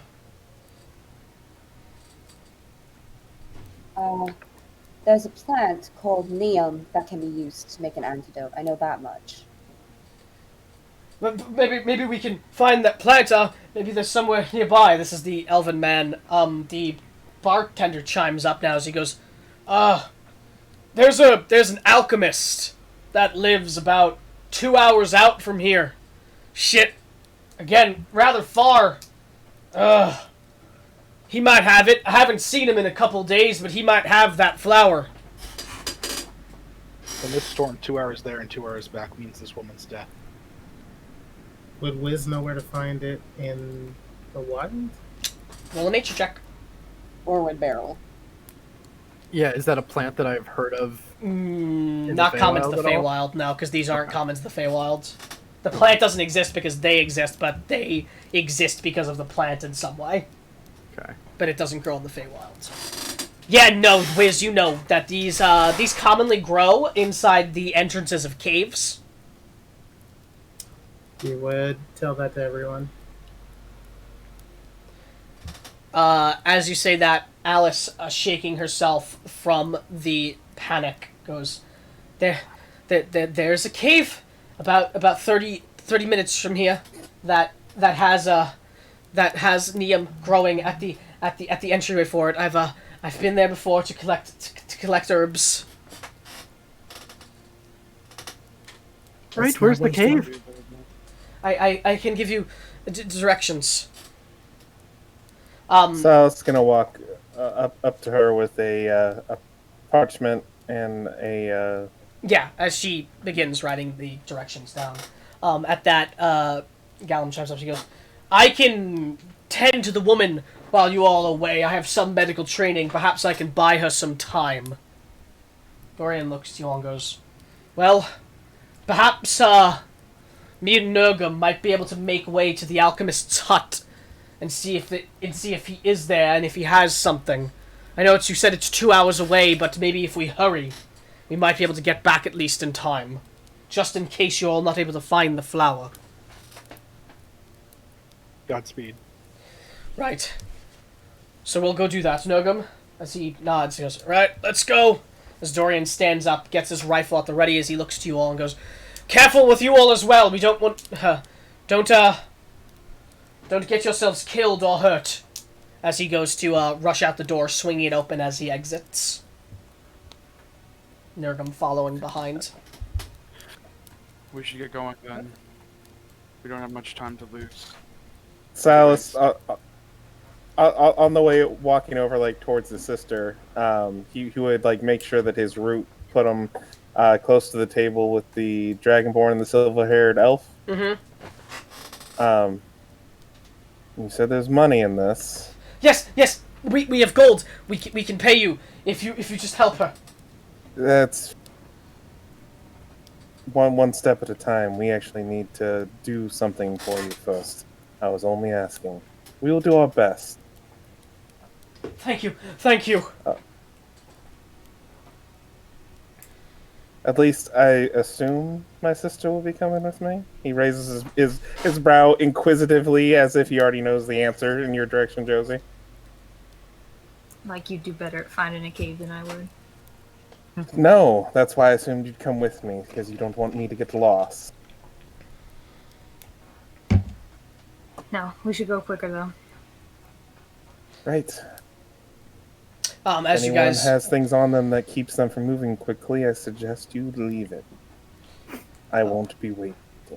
as you guys go to exit from the room, you hear Gallum call out and goes, you barkeep, and Alice, please get sorry, he would say Eric and Alice. I need cloth to cover the wounds. Hurry, please. As they're moving about inside, obviously, as you all exit, you all can organize yourself in, say, a marching order, as if you were moving forward, as in if forward was this way. I don't know if you could see that. 1 second, sorry. That was hidden. As if forward was this way, pointing straight with the arrow. So follow it. So straight So is down where, is forward. So yes. Well, no. No, Up is forward. The Up is arrow. forward. The arrow is pointing towards forward. Okay.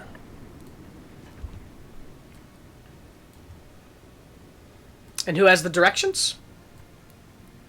Silas. I will have handed the directions to Josie. Okay. Josie, are you going to attempt to make sense of them and guide the way? Yes. Okay, roll me a survival check.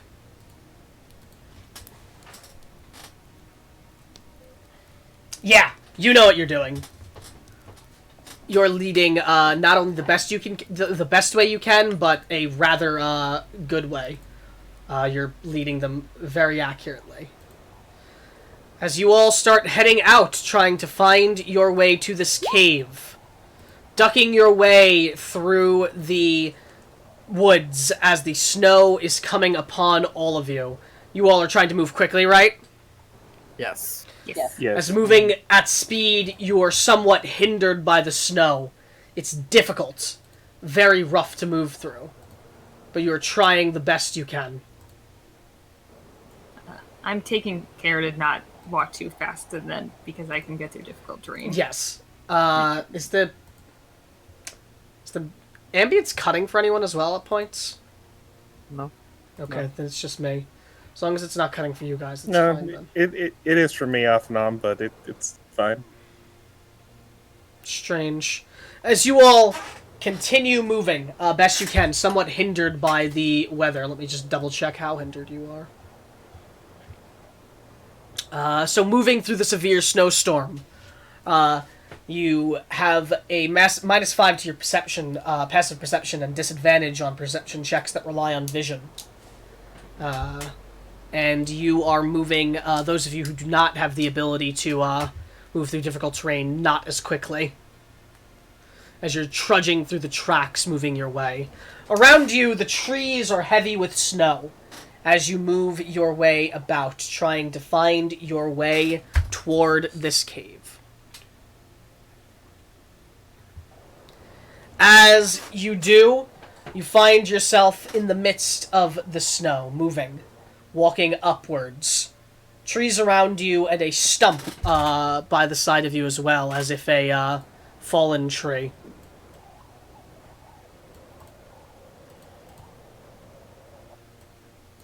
I'm doing something different here. I have a little animated Oh, look at that! overlay of snow falling down. If it causes too many problems, let me know, and I will Oh, that's odd. not have it playing. As you all are trudging about.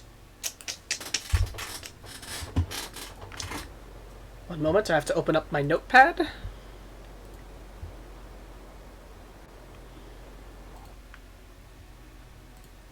That's very cool. It's very, very cool.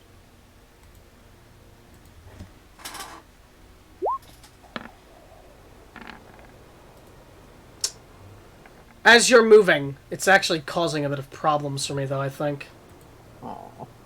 Or is that just that? It might be. It's fine. As you all are moving, following along, there's a silence that is filled with only the wind crying. And before anything else can happen, Darcy.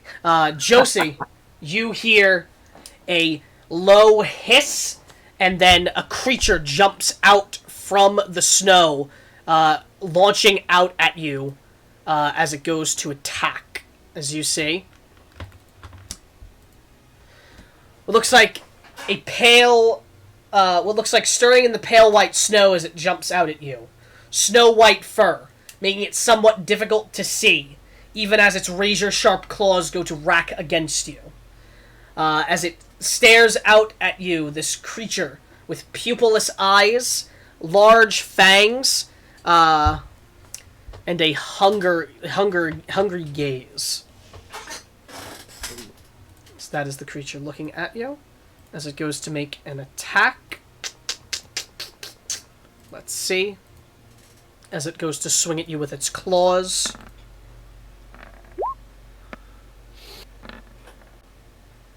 A 24 will hit you. Yes. As you are going to take 11 slashing damage as the creature lurches out and hisses. And other stirring in the snow begins as that happens, as other creatures begin rising up.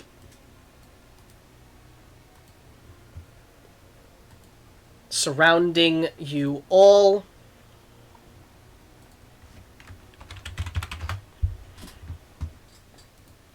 As we are going to roll initiative. Yeah, the overlay is causing problems, so I'm just going to have to just kill it right now.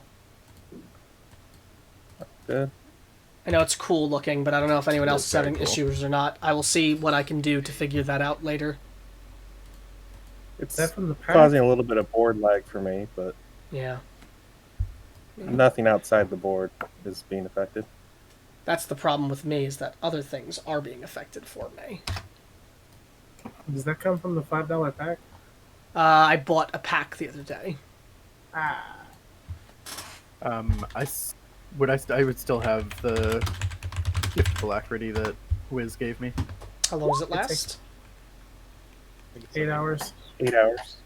It takes 1 minute to cast, though. I forgot about that until I hit the button.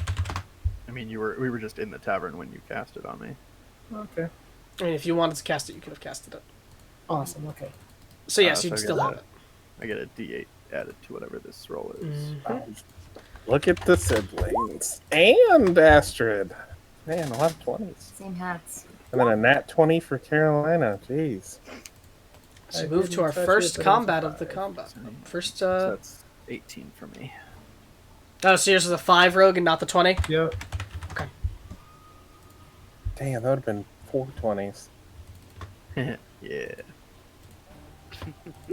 I knew Zach would get it. just please.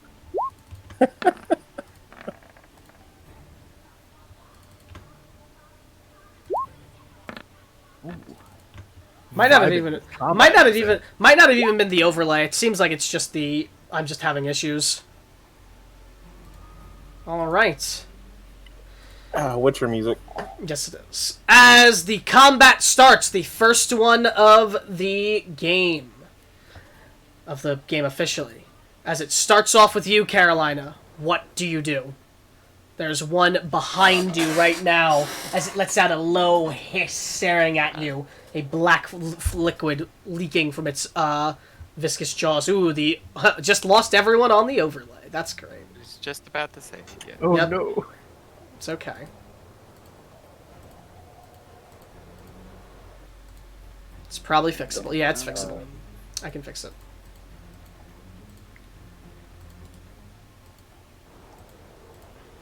Yeah, that's the ambience just cutting out really weirdly.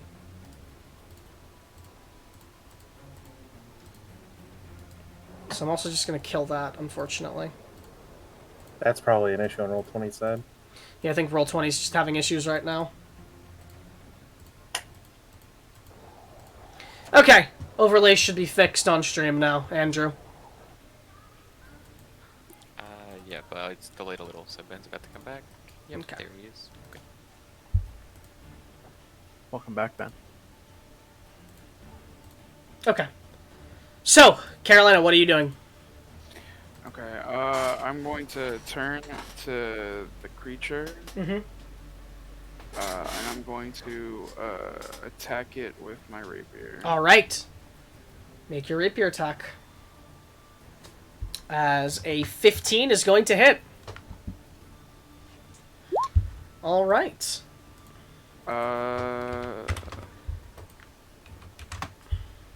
Should do a decent chunk of damage to it as you carve across its snow white fur. All of a sudden, crimson blood leaks across the snow white fur, making it a bit more visible in the blinding white around you as it lets out a low hiss of pain afterward. As the crimson blood splatters upon the ground as well. And I would also like to use my ability cunning, like on hit. Mm-hmm. This one. Cunning riposte. On hit, you may rend an enemy. Rending them deals normal damage to hit if your target attempts to attack it by the enemy. Okay. All right.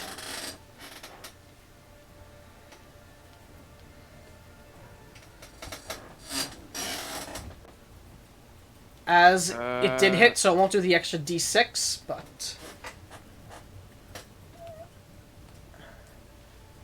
Oh, sorry, no, I know what you mean now. Never mind, I remember how this ability works. Okay, is that you? As you rend him and you're ready for the riposte?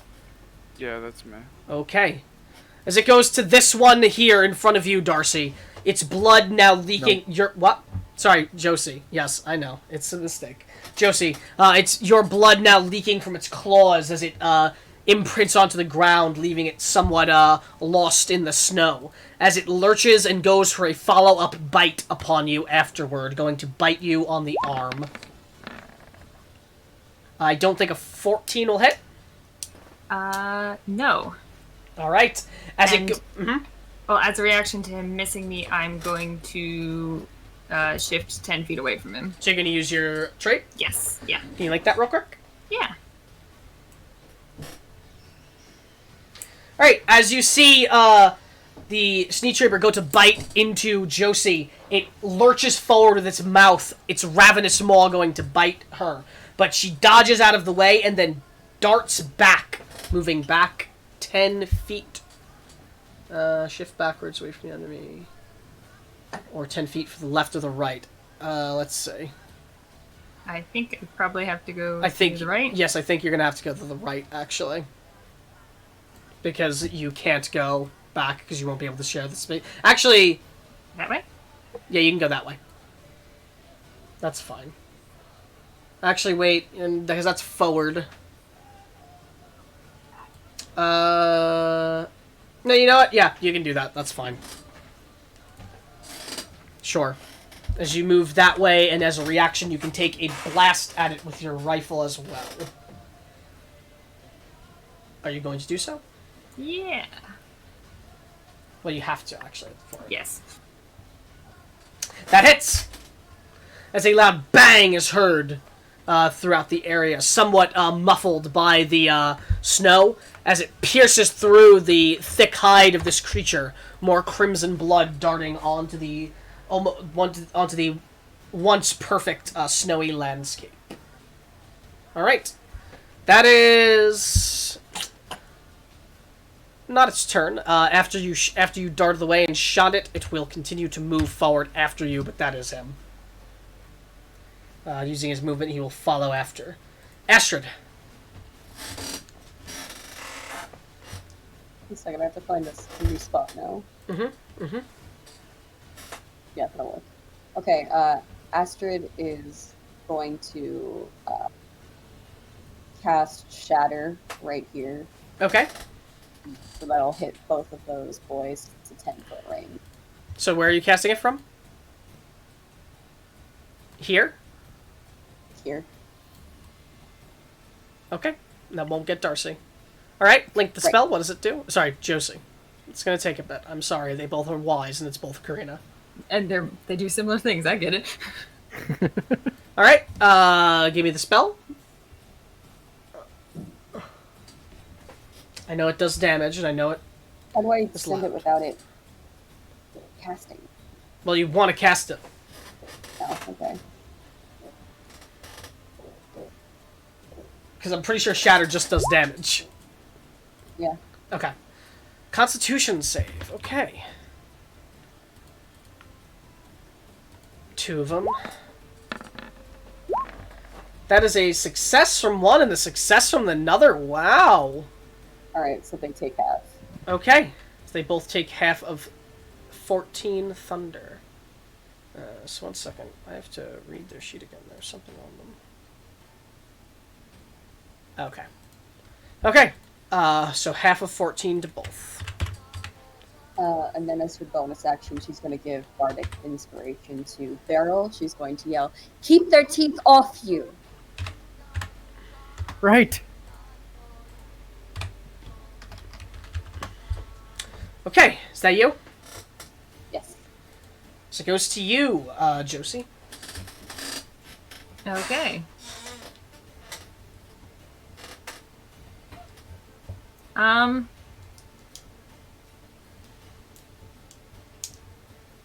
remember, for the sake of movement, all of you, without the ability to ignore the difficult terrain, move like it's difficult terrain. Because of the thing, doesn't it not affect my entire group? I had to do some reading. It's possible.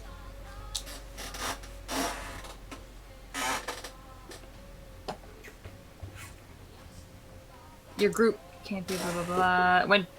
Wait, where is it? Difficult terrain doesn't slow your group's travel. I don't know if this counts as travel. It would not count as travel. Alright, fair play. Travel is more for actual, Traveling. like, getting over, like travel Yeah. calculations. Cool. I'm going got it. to aim at the other one that was hit by the shatter. So the one up by the other tree? Yes. Okay, sure. Yeah, as Josie taking aim near perfectly goes and blasts out at him. That's a crit. Alright. As you blast through him at the side of his head, as you blast a chunk of the side of its face off, as blood splurts across the floor. It's looking pretty badly hurt. Looking a bit below bloodied. Cool. Is that you? That is. Okay. As it will go to you, Silas. Mm-hmm. Rogue is barred for some reason now, which is very funny. I think it's Because he turned his cam off. Yes. Well, I can't fix that. He's just gonna be barred. Silas.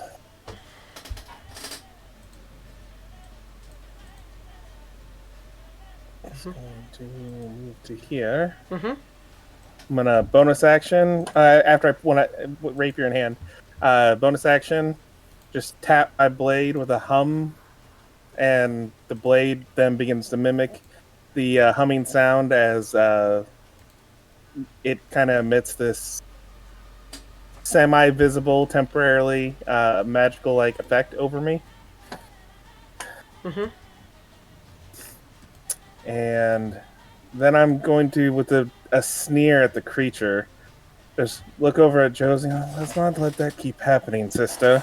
I'm gonna use my trait to mark the free use of my trait to mark her with the mist that will also.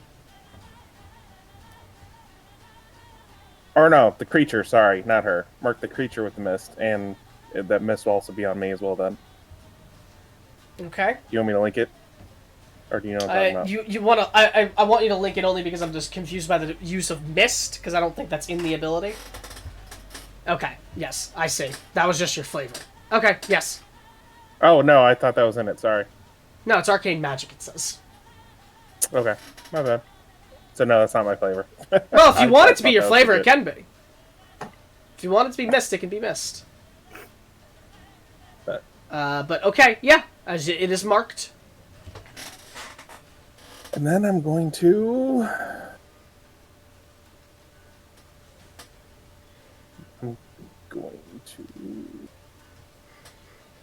Tap to cast.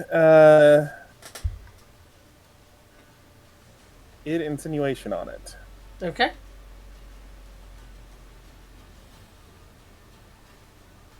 Ignore the 4, because obviously I didn't swing a weapon.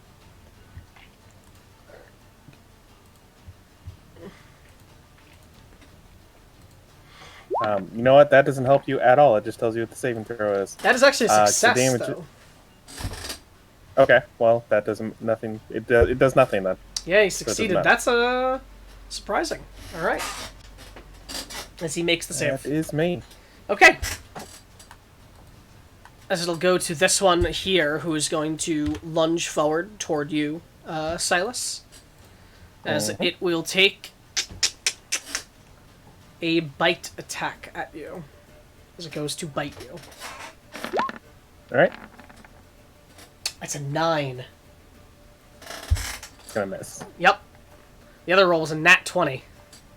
Should have been nasty for the first session. As that's it, as it lunges forward toward you, missing, though. Barrel. Alright. I'll, rush in between these two. Mm-hmm.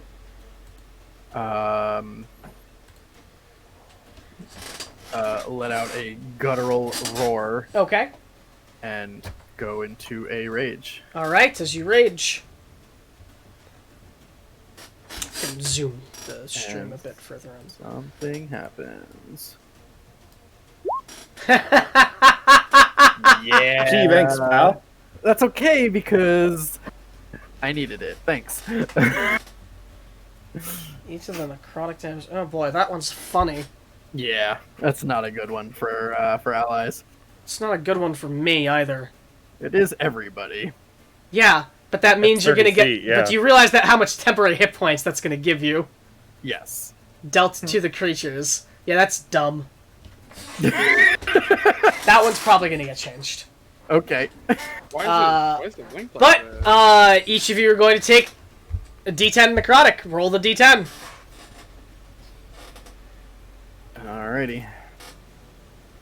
See, it's not that bad. Calm down. Yeah, as all of you take 1 necrotic damage. You're fine. You're fine. That does mean you get 1, 2, 1, 3, 2, 4, 5, 6, 7, 8, 9, 10. 10 damage. 10 temporary hit points. Nice. You'll love to see it.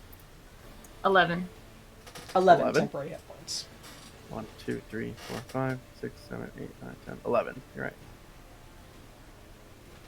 Okay. What was that, Beryl? She's not even looking at you or paying any attention.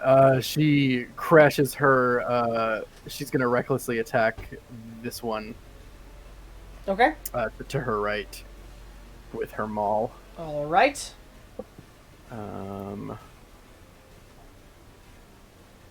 That's gonna hit.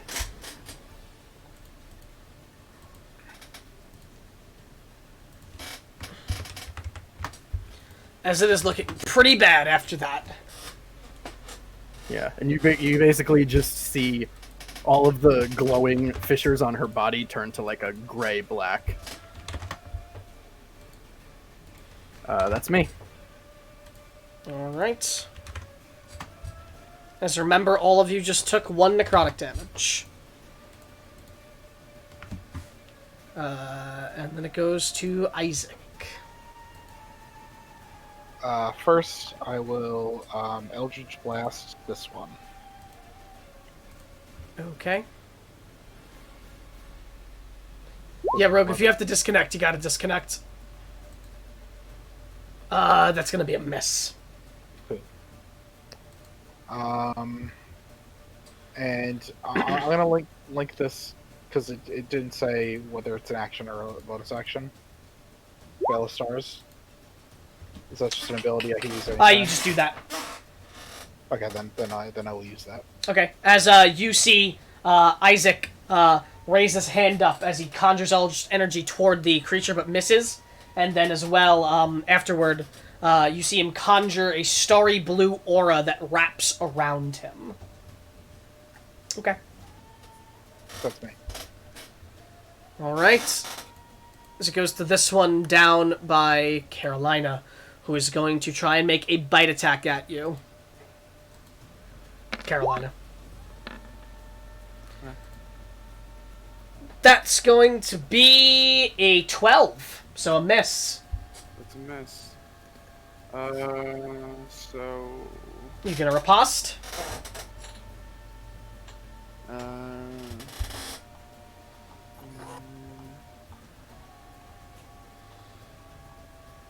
Yeah. And you deal an additional d6 on hit. Does this also go with sneak attack damage, or? It doesn't say it doesn't, so yeah, you can apply sneak attack. So 21, because it's an advantage? Yes, that hits.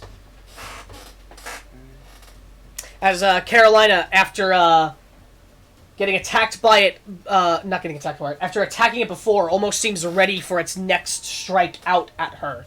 As the creature goes to bite at Carolina, she dodges out of the way, stepping to the side, and then drives forward with her rapier, driving it straight through the creature's neck as it lets out a whimper before it falls to the ground, bleeding dead. One down. Is that you? Oh, sorry, that was his turn. Oh, yeah. As it goes to this one. By there, as it's going to run up toward Isaac. Is going to make a bite attack at you.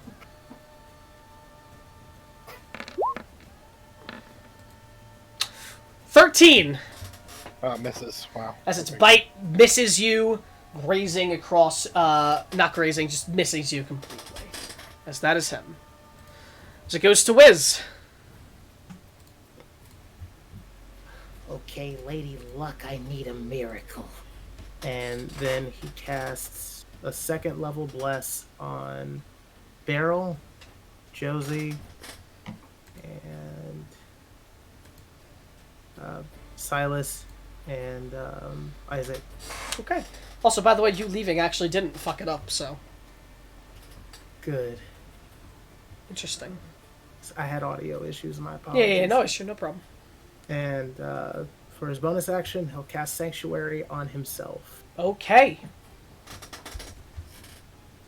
Did he cast something on me? I'm sorry. No. Okay, just Do you want to read out who got them again? Sorry, Beryl, Josie, Silas, and Isaac. Okay. You do so. As it'll go to this one here, who will move to... who'll move to right here, flanking Josie as it goes to bite her.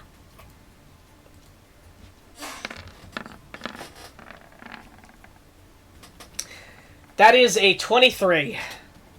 Yep. Okay.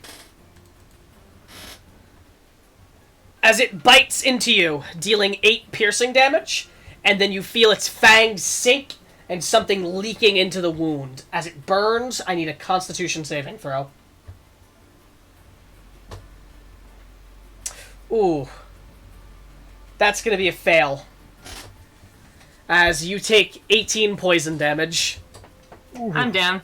As Josie falls down and the wound leaks with that black fluid. Josie, you are affected with the Schneetrieber poison. Is she unconscious or dead? She's unconscious. She didn't die. Oh, sorry. Yeah, that's my bad. I forgot what I do. Oh my god. I've been playing with Dylan recently for my D&D, and he uses that symbol to signify dead. So, that was my bad. She is not dead. But you do not have to make any additional saving throw right now, Okay. as you are down. However, because you are poisoned by it, it is going to make a bonus action claw attack at you.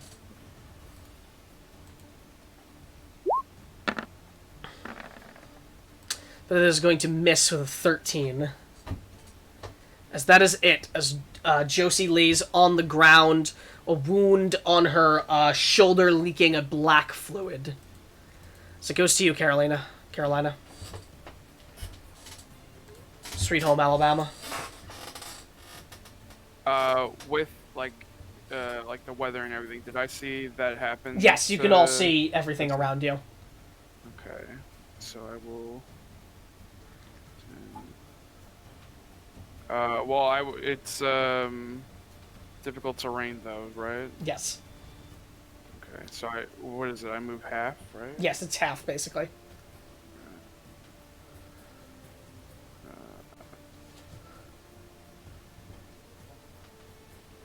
So I can get to there. Okay. Alright, so I will move to here. Mm-hmm. Actually, I can... Let me see. Dash I move double my movement, so with difficult terrain that would just be 30, right? Yes. Okay, so bonus action. I Cunning will action dash. Okay. Yeah. To here. If Josie was up, you'd get flanking, but she is not. Oh, so okay, so because she's not up, I don't get flanking. Yeah, she's unconscious. Okay, She can't so provide then, flanking for you. Alright, then I would just do there then. Okay. As normal. That's fine. Okay. And I'm going to attack this creature. All right. 13 just hits. Do you get sneak attack still? Yeah, because where is it? This. Swash. I also gain an additional way to sneak attack. I need advantage if well, no, she's still by me, so because Well, she's if you did bonus action dash, you could have been here, which means that no other creature would have Yeah. been within 5 feet of you. So if you wanted to do that, I don't think you're using your bonus action for anything else.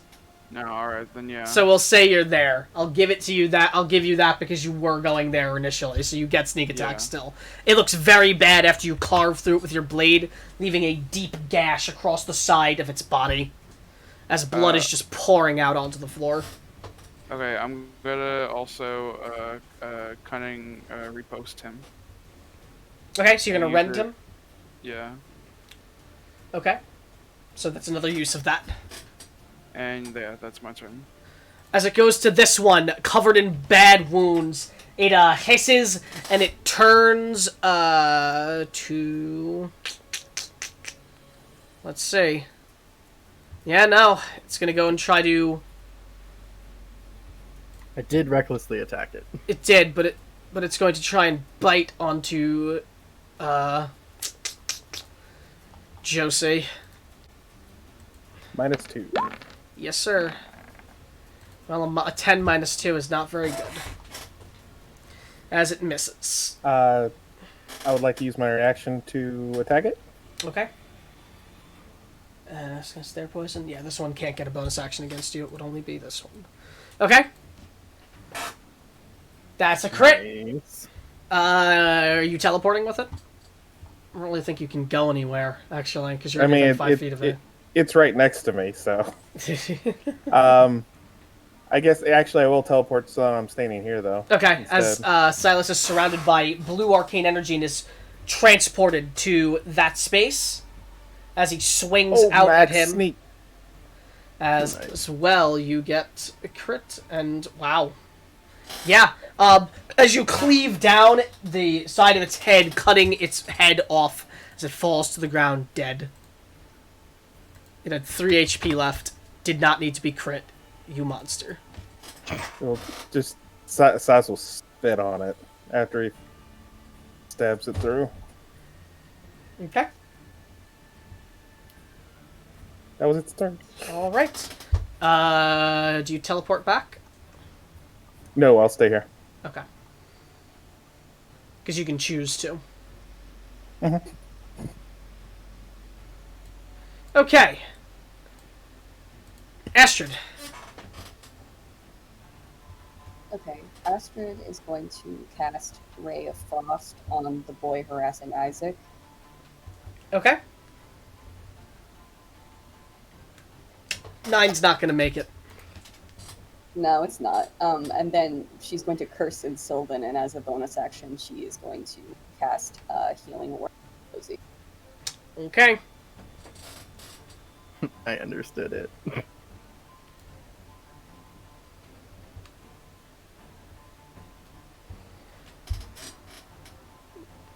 So Josie heals for 7. And that's me. As it goes to Josie. Ah, shit. You're on the floor with blood. The wound is pulsating in pain as you feel it burning. Cool. I'll stand up. Mm-hmm.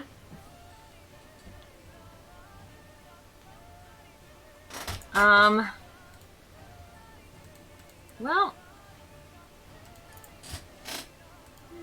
This is probably fine. I'm gonna try to shoot the one by Isaac, too. Okay. Make your attack. That's definitely gonna hit. There's nothing it can do to stop that. There'd be nothing I can do to stop that. Oh yeah, as you blast it, as it's looking very bad after that hit. Max damage. As a loud bang is heard once again as it's blasted through the side. Isaac, you see crimson blood just leaking out onto the floor after he is shot by Josie. And then she's just gonna sort of inspect her arm. Yeah, it looks bad. Ah, fuck. And it is leaking a black fluid and it burns. Gross. A Alright. problem As if you- crafted as to if you- fight As if Josie. you dunked it in like in a tub of salt. Oh, God. Alright, well, that's me. Silas.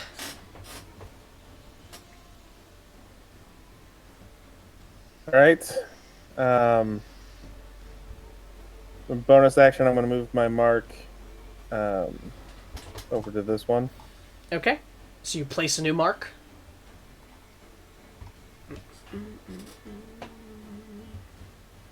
Well, it says I can move it if the creature that I put it on originally goes to 0. Well, no, you can mark another person, is what it does. Okay. I don't think Oh, it says you okay, can I move got it. I think you're thinking of Hunter's Mark there. No, it's Let's see. Creature only can be marked one at a time. The target remains marked. Do you mark another target? target remains marked until it falls to 0 HP or until you mark another target. It's what I have copied out of the Discord. Use this ability twice per long rest. Creature can only... Yeah, it doesn't say you can move it as a bonus action. I don't see that anywhere there, unless you're seeing it where I'm not. If so, can you point out which paragraph? Oh, no. I see what you're saying. Okay. Because I think That's you're all. thinking of... I think you're thinking of Hunter's Mark in that regard. Yeah, I'm still gonna mark this. Okay, that's fine. It's next to Josie, and she's in a bad way. That one is looking very bad, so I will tell you that. Yeah. I'll wait on the mark then until after my attack. Okay. So I'm going to try to smack it with the rapier. Try to stab it through. Okay.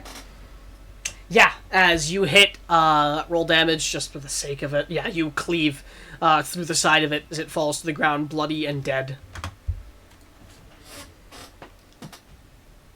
Is that you? And I will use my movement to move to here. Okay. That's So it goes to this one, who is going to make an attack at Barrel. Tell me how Reckless works, very quickly. You automatically get advantage on attacks against me. Okay, so it's going to try and bite you. Okay. Don't roll a nat 20. It didn't. It rolled a 20, though. That'll hit. Alright. Almost rolled max damage on its bite, too. You take 5 piercing. That was close. To 2. Yep, and then I need you to make a Constitution saving throw as the wound burns as he bites onto you. That makes it. You are not affected by this poison, as it does not seep into your body. Cool.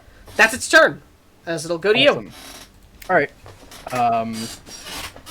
I am going to swing my maul around. As I do so, using its momentum to swing myself behind him and continuing the arc and trying to crack him along the side of his head. Okay.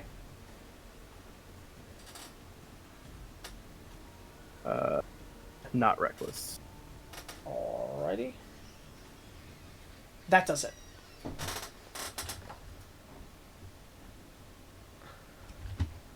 Alright. Yep, as you bash it across the side of the head, smashing one of its eyes as it makes a pop sound as it falls to the ground dead.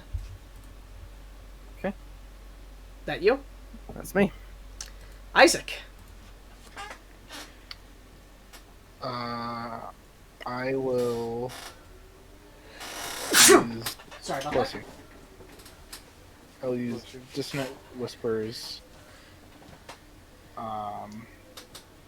on the creature in front of me. Okay. Swear dissonant energy. Wisdom saving throw. Okay. DC 14. It made its last one despite not being like... Yeah. It made it. It still takes damage, though, Still right? takes half, does it? On failed save, target doesn't say if it takes its half on success. Target takes half as much damage. Okay, sorry. Yeah. No, So roll 3d6. So half of 13. Nonetheless, it's still looking very bad after that. Is that you? Yes. Okay. As it'll move to him, as blood leaks out from its ears, it is going to attempt to bite you in a panicked rage. Ooh. 13 is gonna miss again. Yes, it will. Yeah. He did roll a nat 20 on the second roll, which is a shame. It's 2 nat 20s not gotten for me today that were almost gotten. So that is a good thing. As that is him. as it goes to Wiz. Oh, actually, wait, hang on. Mhm. You cast a spell using a spell slot of second level or higher, damage increase. I think I need to do one more d6. Oh, did you cast the spell up? Yeah, because you're Because I'm a warlock. you're a warlock. It's always cast at highest. Yeah. Yes. Okay. Sorry about that. I'll remember Not a that. huge deal. Not a huge deal. He just looks even worse. Wiz. Okay. He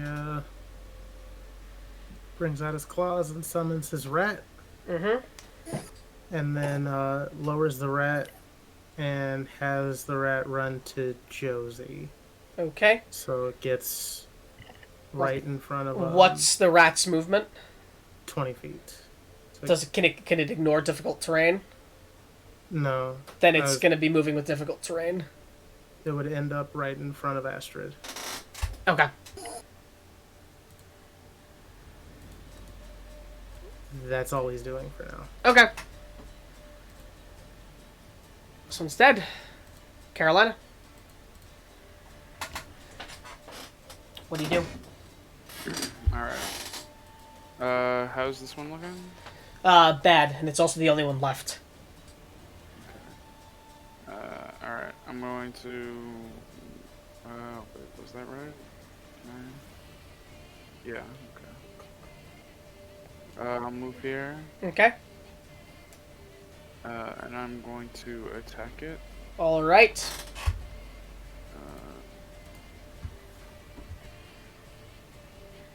Let's see.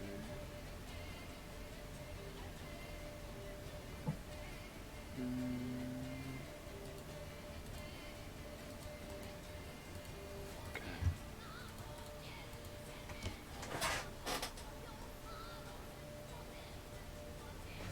That's a hit.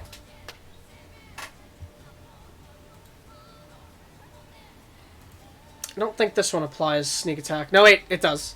Because there's someone within Yeah, 5 'cause- feet. Yeah. That's conscious. Yeah, it wouldn't have mattered if it applied sneak attack. He had 6 HP left. As you drive your blade forward, cleaving through it as it falls to the ground, its red blood pours out as it dies. As all of them lay dead before you, as the combat comes to an end, Josie, your wound pulses and hurts. It burns like a wound dunked in a pool of salt water. Better get some extra flowers. Son of a bitch. Come here and gonna pull out my healer's kit and start to try to just dress her wound so at least it's protected and not just Yeah, exposed. sure. You can bandage the wound up, but the viscous black fluid leaks through the bandage. Even bandaged Hell, up. sister. Hey, Beryl. Are you back to reality with us again? Barrel's just like.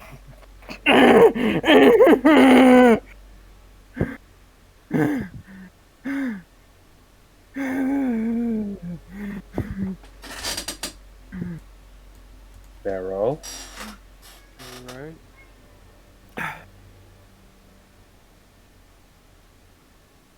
I'm sorry. I'm sorry. I didn't mean it. I'm sorry. We don't have time for sorrows right now. Didn't assume it was intentional. I don't know what. Can you drag one of these things with us or pick it up? I don't know how big they are. They're medium sized, but Yeah, I heft my maul over my shoulder and with one hand just grab one of them by one of their claws. Sure. One of their hind claws. Just drag it. I might be able to make something out of it if I have access to the glands. That was an intentional pause by. That was Silas, not me. That pause when he was in the middle of speaking. I just kind of like hold it up, like I'm holding a dead chicken, or whatever. We'll need to bring it back to the. When we go back, bring it back with us. But if we leave it here, it might not be here on our way back. My sister has been poisoned by one. It's even more important that I look into this. Hey, Josie, Yes. if you could hold young Gouda for me, he'll Uh-huh. help you if you pass out. Thank you. I don't know what that means. He's a rat. He'll help you if you pass out. Hold him. Okay. I will put my hand out for a rat. Young Gouda tries to crawl in one of her pockets. This is fine. How much farther are we from the cave? How long have we been walking? About 15 minutes. Probably about 15 minutes. And I'm like pointing which direction. I'll reorient myself and Survival at Josie advantage. was the one that was leading us, right? Mm-hmm. I cannot get lost if it's not, unless it's by magical means. Just roll survival at advantage again. Okay. Okay. Alright, as you reorient yourself. Okay, as you are heading that way now still. As you walk, traveling for a good next few minutes. About 20 more because of the snow. As you make it outside what looks like a large cave that is has a wide open entrance. I'd like to do an investigation check for the plant. You can enter the cave. Yeah. As you all go to enter the cave, as you step foot, a foul odor assaults all of your noses as you smell what smells like a rotting corpse from a bit deeper into the cave. Oh, that smells rank. Al said that they grow at the cave entrance, right? Yes, and as you look around, you do see one of the aforementioned flowers, yellow with black, yellow buds with black dots on it, growing near the entrance. Just one? How many people can be treated with this? Be one per plant, but you only see one currently. Shit. I was afraid of this. You gonna try and look Sounds- for? You gonna try and look for more? Yeah, can I Yeah. roll an investigation? I'll assist him. Can I also roll one? You can roll investigation or survival. But yes, you can roll an investigation check. Okay. I guess if you roll a nat 20, it kind of kills the drama of the room. Yeah, as you have to go a bit deeper into the cave, though. As you walk a bit around, you walk towards the back, and you spot it just a bit ahead of you. As you go pick it up. Can I roll a perception check to see if I hear or smell anything deeper in the cave that's gonna fucking jump at me or some shit? Roll perception. You don't hear anything, and the odor is very strong, so you can't smell anything that could possibly be alive in here. In that case, I cast light. Okay. Just do I see anything further into the cave? Yes. You see a bit further into the cave what looks like the side of a brown furred body laid down on its side, and a pool of blood underneath it. Okay. I'm gonna go for the plant, but keep my light up, making sure that the thing doesn't move. Yep. As you go for the plant, you reach it, go to pull it out from the ground as you pick it up, and your eyes wander over to the side, over to what you saw, as you see not one, but what look like 3 large brown bears on the floor deeper into this cave, very dead, with their heads bashed in, as if someone crushed it with a large rock, and their bellies and ribs torn open as if something gored it.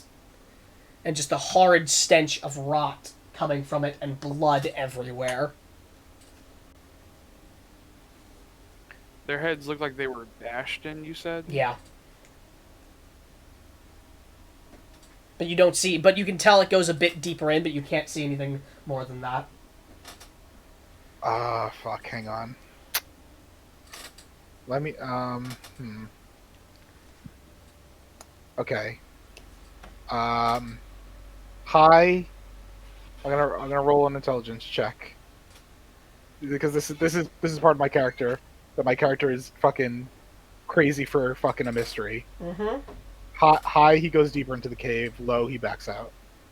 Hope he doesn't fuck that mystery. Shorty, Oh. low. His caution gets the better of him, and he backs out. Okay. All of you, if you followed along with him, would have seen that, though. I would have, yeah. I use Eyes of the Grave. Mm-hmm. Lincoln? There's no undead nearby that you can tell.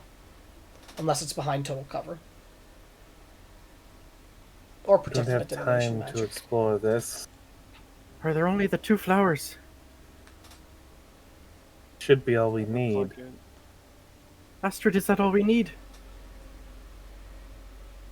As far as I know, it's 1 flower per antidote, so yes. Right, then let's get going. I don't like this place. I don't like being Make sure poisoned. we make it back with one of those. Sorry, go ahead. Just said I don't like being poisoned. Then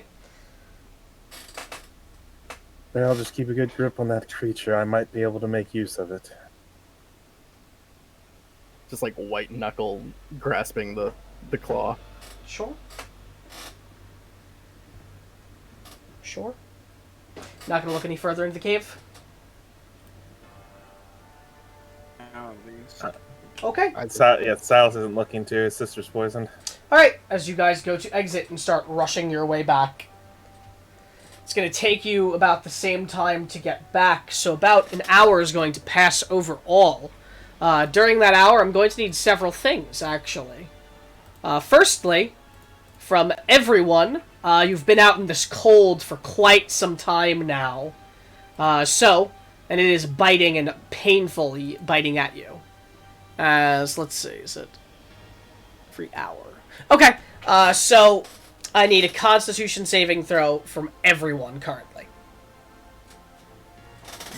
Les is probably down, yeah. Yeah, bless. By this point, yes. You do have Bardic Oh. Inspiration, though. Oh, yeah. So is I'm Blade Song. gonna use Yeah, that. roll a d6. Still pretty Still in that one. No matter what way you do it. Yeah. So even the Bardic Inspiration doesn't matter because it's a fail automatically. Okay. So, a success, a fail because of that one, a fail because of 4, a fail because of that one, and then a success and a success. Does Josie have Bardic Inspiration? No. Okay. I don't think it would have mattered anyway, because, let's see. What is your Bardic Inspiration now? A D6? That could have mattered. D6. Yeah, it could have mattered. But, nonetheless, that is a fail from Josie, Beryl, and Wiz. Wow. As the 3 of you take 2 points of cold damage, non-lethal, and that cannot be healed. That can only be healed by spending 10 minutes warming by a fire, as per said here, and you gain a level of exhaustion. Sorry, wait, one moment. Wiz doesn't matter. Josie, do you have proficiency in, survival checks? Yes. You can add your proficiency again to the roll, then. So what would that make it? 6. A 6? Yeah, it doesn't matter. I wanted to make sure, though. Yeah, unfortunately. So two colds that you can't be healed unless you spend 10 minutes warming by fire, and 1 level of exhaustion as you all are heading back. Josie, as well. On your way back, the wound pulses in your arm, causing you to stop moving for a moment from this great pain, as I need a Constitution saving throw. unrelated, related to the poison. You nail the con save for the poison, which is the better con save to nail, I'm gonna tell you. Yeah, As as more blood just leaks from the wound and the black fluid leaks out, basically making the bandage useless, but nothing else happens. As biting through the pain, you stand up and continue trudging on back to the inn. Silas would actually, on the way back, he would be trying like extra hard, essentially dashing, but trying to feign that he's not, to try to press Josie, and just give a with a semi-concerned look on his face, also give a teasing jab at her. You're not going to let me beat you through nature back, are you, sister? My arm really fucking hurts. All the more reason not to let me beat you, yeah? Yeah. She's going as fast as she can. It's not hindering your movement. Nope. It's just incredibly painful. Unless you decide that the pain is hindering your movement. No. Okay. Fast legs. Okay. As you all run your way back and make it back to the entrance of the inn. As you swing the door open and are able to work your way back inside. You carrying the body of the Schneeschreiber with you inside? I chuck it on the ground just to the left of the door. Okay, as you all enter, as the keep looks to you all, goes, "Glad to see you're back." And as you enter, dropping the thing to the floor, he goes, "Oh, Jesus. No, not Jesus. By the gods. Why's that here?" So that I can investigate the creature for more possibilities. Is there a room I could go to with it to... without getting even colder? You can head upstairs if you'd like. I'll clean up after myself, promise. Right. Just don't try to make too much of a mess of things. I'll pick it up with both arms so that I'm not dragging it. Gallum looks to you all as you come back in, as the two individuals stand up, worried. They were sitting on the couch. Gallum looks to you all and goes, "Did you get the flowers?" Yeah. Sees the wound. "Oh, you got a pretty nasty one, all you two. Hopefully Well, we got more 2 than flowers. one." By the gods, thank the gods for that. Right. Are any of you good with alchemy? If not, I can make it myself. I can help you. I know if I'm good at alchemy.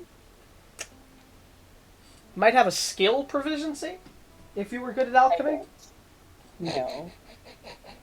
I It's do. I know. separate tools. Yeah. Well, then you can start working on one and I'll work on the other, so that we can maximize the time spent doing it. He nods. He casts guidance on himself first. Okay. And he's going to count as helping you, and you'll count as helping him, so you can roll alchemy tools at advantage, and he will do the same. So straight roll for me. Why would it be a disadvantage? Oh, because you have exhaustion. Yeah. Unfortunate. Still a good roll. Good roll. Well, he rolled a nat 1 on his non-advantage roll, so... Good thing you had advantage. Yes, because he rolled a 19 then, now. Yeah, as the two of you get to work, it's going to take some time. The rest of you? Aside from Silas, who's probably probably going upstairs with the corpse. I'm gonna go sit warm place Okay. and try not to think about the pain. Alright. I'm going to ask Silas, as I'm holding it and carrying it upstairs, do you need me for anything else? You don't need to be there for the dissection. Actually, you can do me a favor that's not pertinent to what I'm going to be doing. Since I'm going to be busy with this, make sure my sister gets anything that she needs.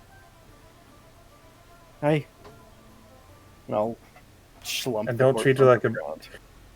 And don't foolishly treat her like she's in need of aid. She's a bit. She'll bite your head off if you treat her like she's less than she is. Just a piece of advice. And unlike me, she can literally do it. How can I treat her less than she is if I don't know what she is? Also, she's poisoned, so I'm gonna go downstairs and make sure she's okay. The laugh was me, not Silas. Yes, just set it on the floor and... You were led to a very basic-looking inn room. That is now stained with blood on the floor. And I will go downstairs and start warming As well, myself there's a by the trail. fire. There's a trail of blood leading up the stairs as well. That Alice is Yeah, now cleaning. Astrid's taking care of that with prestidigitation. Okay, fair enough. Any of the blood or snow tracked in, she's trying to tidy up after them. Okay. I'm just going to be looking I would for... go over to... Go, James. Sorry, I would go over to Gellum, right? Mm-hmm. Did he only take the one flower, or did he take both of them? He took one flower, Wiz has the other, and they're making the solution. Oh, okay. Alright, then never mind. Okay. Silas, what are you doing? Jake, I'm just looking for poison glands. I don't know this creature, so I'm going to be cutting in lots of different places. Gonna but have to roll I'm going to survival assume, at disadvantage then. that's fine. Not my best. You find where the glands are, but hindsight's 20/20. As you find where the glands are and look at the glands and see them very, very, very obviously damaged and cut and basically useless now. But you know where they are now, at the very least. If you ever encountered the creatures again. For just basic reference, I'm assuming it's somewhere in the neck and mouth gland region. Yes. It's actually up above, in their mouth, above their massive pincer fangs. Okay. Good to know. Above their massive canines. This is an area Joe's normally be better at, but It's also your first time encountering these creatures. yeah. Not that it would have And he's a mattered if it little wasn't, distracted. because it's double no. that one. But nonetheless, it's what the gods decided for the session. If you want to be mad about it, take it up with Avandra. That's okay. Nonetheless, Wiz and Gallum take their time as they synthesize the antidote. As Gallum does so, he goes, "All right, I've made it. I can," as he reveals a yellowish-looking liquid in a vial, and you have the same thing done, Wiz. So he goes, "Okay, let's see. Do I have this on me?" As he's going to look through his bag and then pull out 2 syringes. So he goes, "Okay, if we could just put them in this, and then we'll inject it into them, and it'll fix them."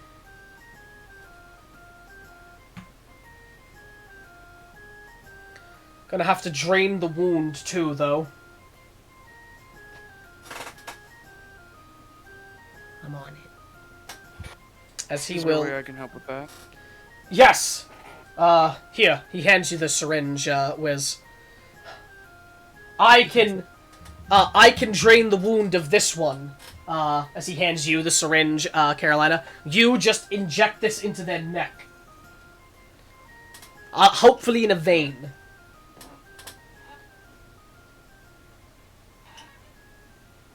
Alright, so he's draining the wound now. Yes. Does mean someone's gonna have to drain the wound for Darcy. Darcy and Josie. But this is for the unconscious woman. Don't the. You didn't have to roll something anything for injecting her with the antidote. He is rolling for his draining of the wound. Yeah, he rolled a 25. He cleans it out pretty easily. Wiz, you have the syringe, and Josie is still poisoned. He would drain Josie's wound. You can drain her Cast wound. guidance on himself first. Okay, medicine check. Won't be at disadvantage, it'll be a straight roll with your guidance. Yeah, pretty easily. Josie, it's painful. It's very painful, because it just burns, but he is able to drain your wound. Sorry. She's like biting on her other hand. And then you're going to inject her with it. Mm-hmm. As you get injected with the fluid, Josie, and for a moment you feel the twinge of pain there, and then you feel that part of your neck going numb, and then slowly as the liquid begins to fill your body, you feel your entire body starting to go number. As you feel very numb afterwards, a numb pain can be felt still, but it's slowly fading.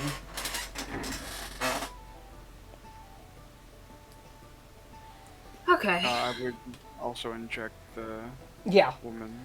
As it's injected, and he goes, right.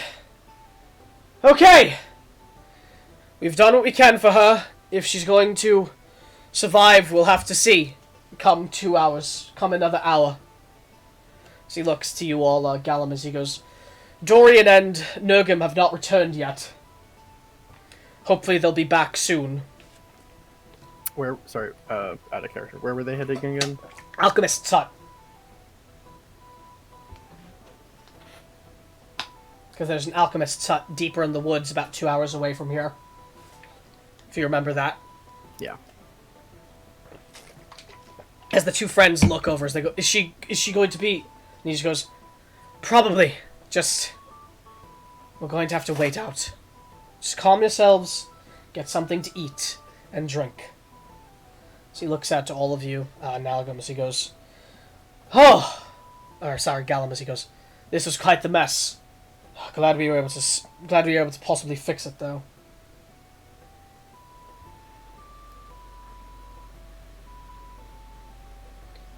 As he'll walk over to you, Josie, as he'll take out a healing potion. He'll go, here, take it free of charge. You did a good deed, so no reason not to. I'll do mine for the day as well.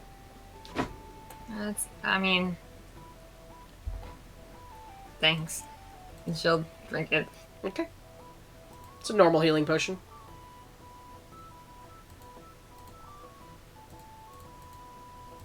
So, 2d4 plus 2. I looked it up. Yeah, we have a table. A very nice table at that, too. Alright, as you heal for 5. And she's just gonna lay down on the couch in front of the fire. Okay. The rest of you? Isaac is pacing the room, like, clearly contemplating something. Okay. Am I done with my dissection that went wrong? Yeah, you're done with it.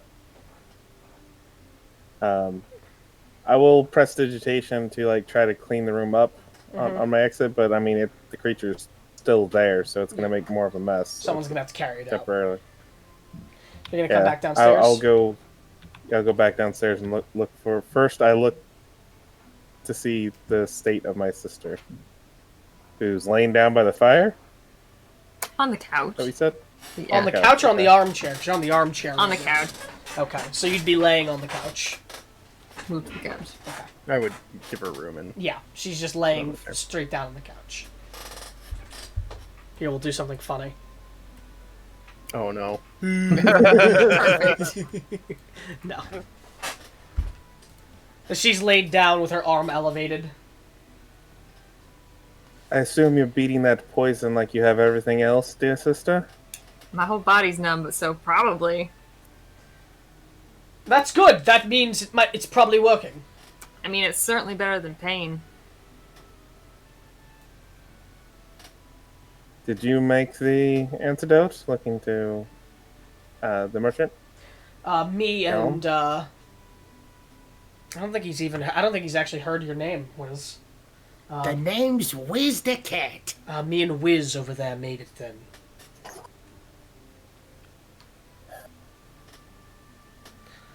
Oh, If it was successful, it should be out of her system in about 2 hours. right. I'm sure it will be. It'll take more than a beast to take down my sister. Monstrosity, actually. Right. Well, I know where the glands are. Sadly, I wasn't able to make something out of it on this one. Is the body still up there? It it is. I was going to, before just trying to get rid of it, ask if you would possibly like to attempt to use it for butchering properties. Its meat's Purposes, probably not no properties. good, but its fur might be useful. Might make a nice coat. You're welcome to it if you want it. What room's it in? And I assume you'll tell him what room it is. Yeah. I'll have Edward go up later and get it down here, and we'll take a look. Maybe we can get some useful things off it.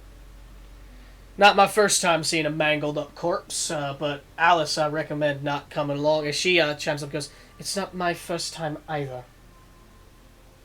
Don't treat me like that. It's just apologies." Silas will go walk up to the pair that came in with the injured woman. Mm-hmm.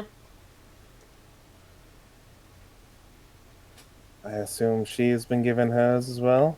Yes, thank you.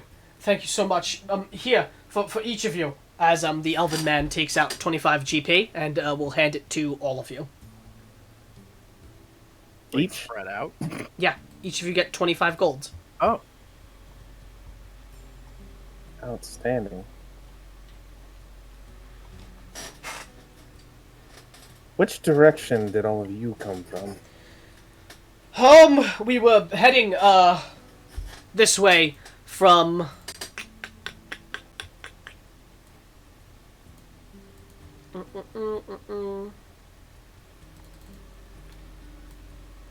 We were heading this way from, the southeast. What direction was it, the cave that we went to? That was about, northwest? Okay. Opposite direction. Okay.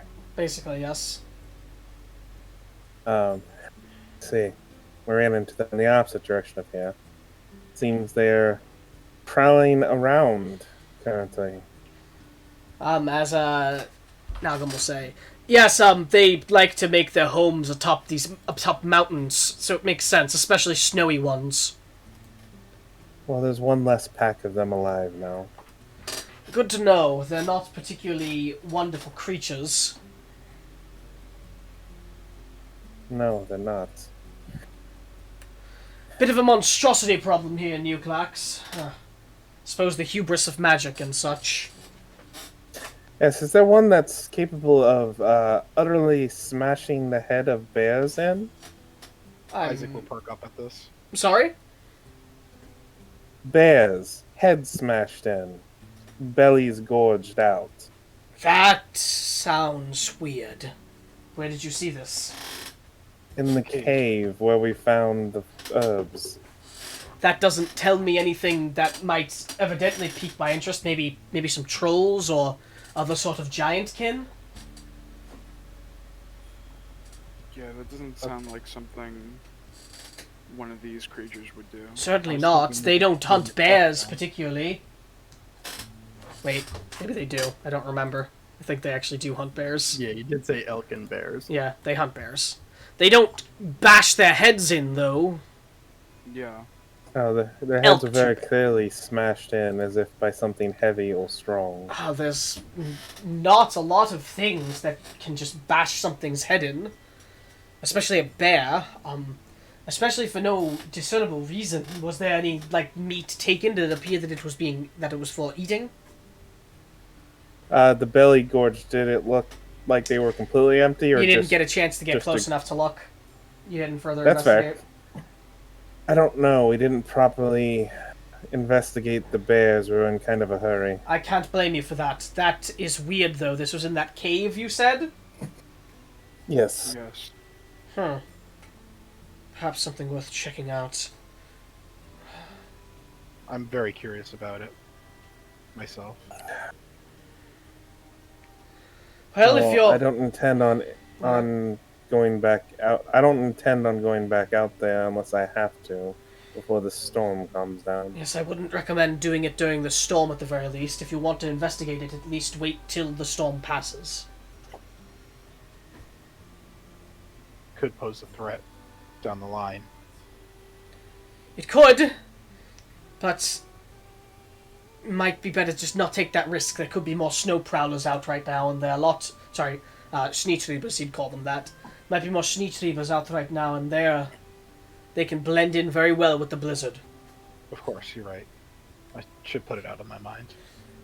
Just let's all settle in, wait for Dorian and Nurgum to get back. They might have some information, and then in the morning, perhaps I will join you for an investigation if the blizzard has stopped.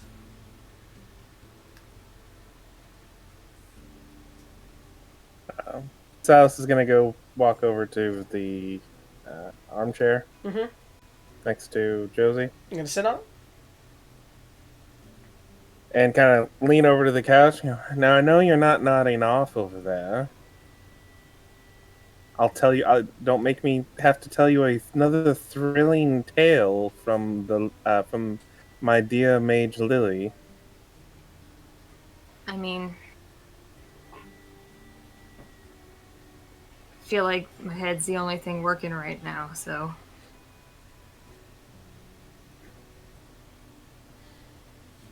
Been a real bad couple days.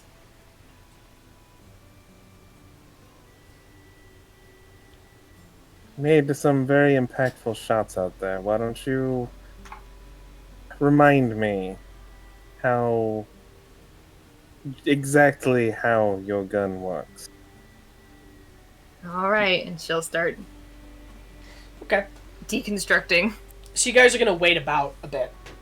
As 2 hours pass, and you start feeling less numb, and the woman does not die. It was clearly a success. You guys have been cured. At the end of that 2 hours, though, the doors swing open once again as Dorian and Nurgum step in. A scowl on both of their faces as they're both clearly deep in thought as they walk in. As he looks out towards the bartender, Dorian goes, "Did you know that alchemist?" The bartender responds, "Not super well. He's been to the inn a couple times, and he's given us potions and other things of sort. Why?" As Dorian just shakes his head, a frown on his face, he goes, "I'm afraid to say that we found him very brutally murdered in his home. And that is where we're going to be calling session tonight. As that is the first session of Augon Renewal of Shadow. I hope you all had fun. I hope that the slower pace was enjoyable. As next week we will pick up with perhaps investigating further into the crushed bears' heads, perhaps investigating further into this dead alchemist, or perhaps moving on to the next day and traveling further down. Thank you all for coming. I hope you all had fun. That is going to be the session. I'm going to call it here. I'm going to say goodbye to the stream very quickly, as I shall return in a moment. Goodbye. You all can say your goodbyes as well, yes. Bye. Goodbye. As I'm going Thanks for to watching. say my goodbyes to the stream, so I'll be back. Alright. It's just me. Okay. Thank you for watching. Those of you that did. If you enjoyed watching along, tune in next week, as we are going to be continuing this campaign for the foreseeable future for quite a while. I intend for it to go on quite long. If you enjoyed, consider following the channel if you don't already.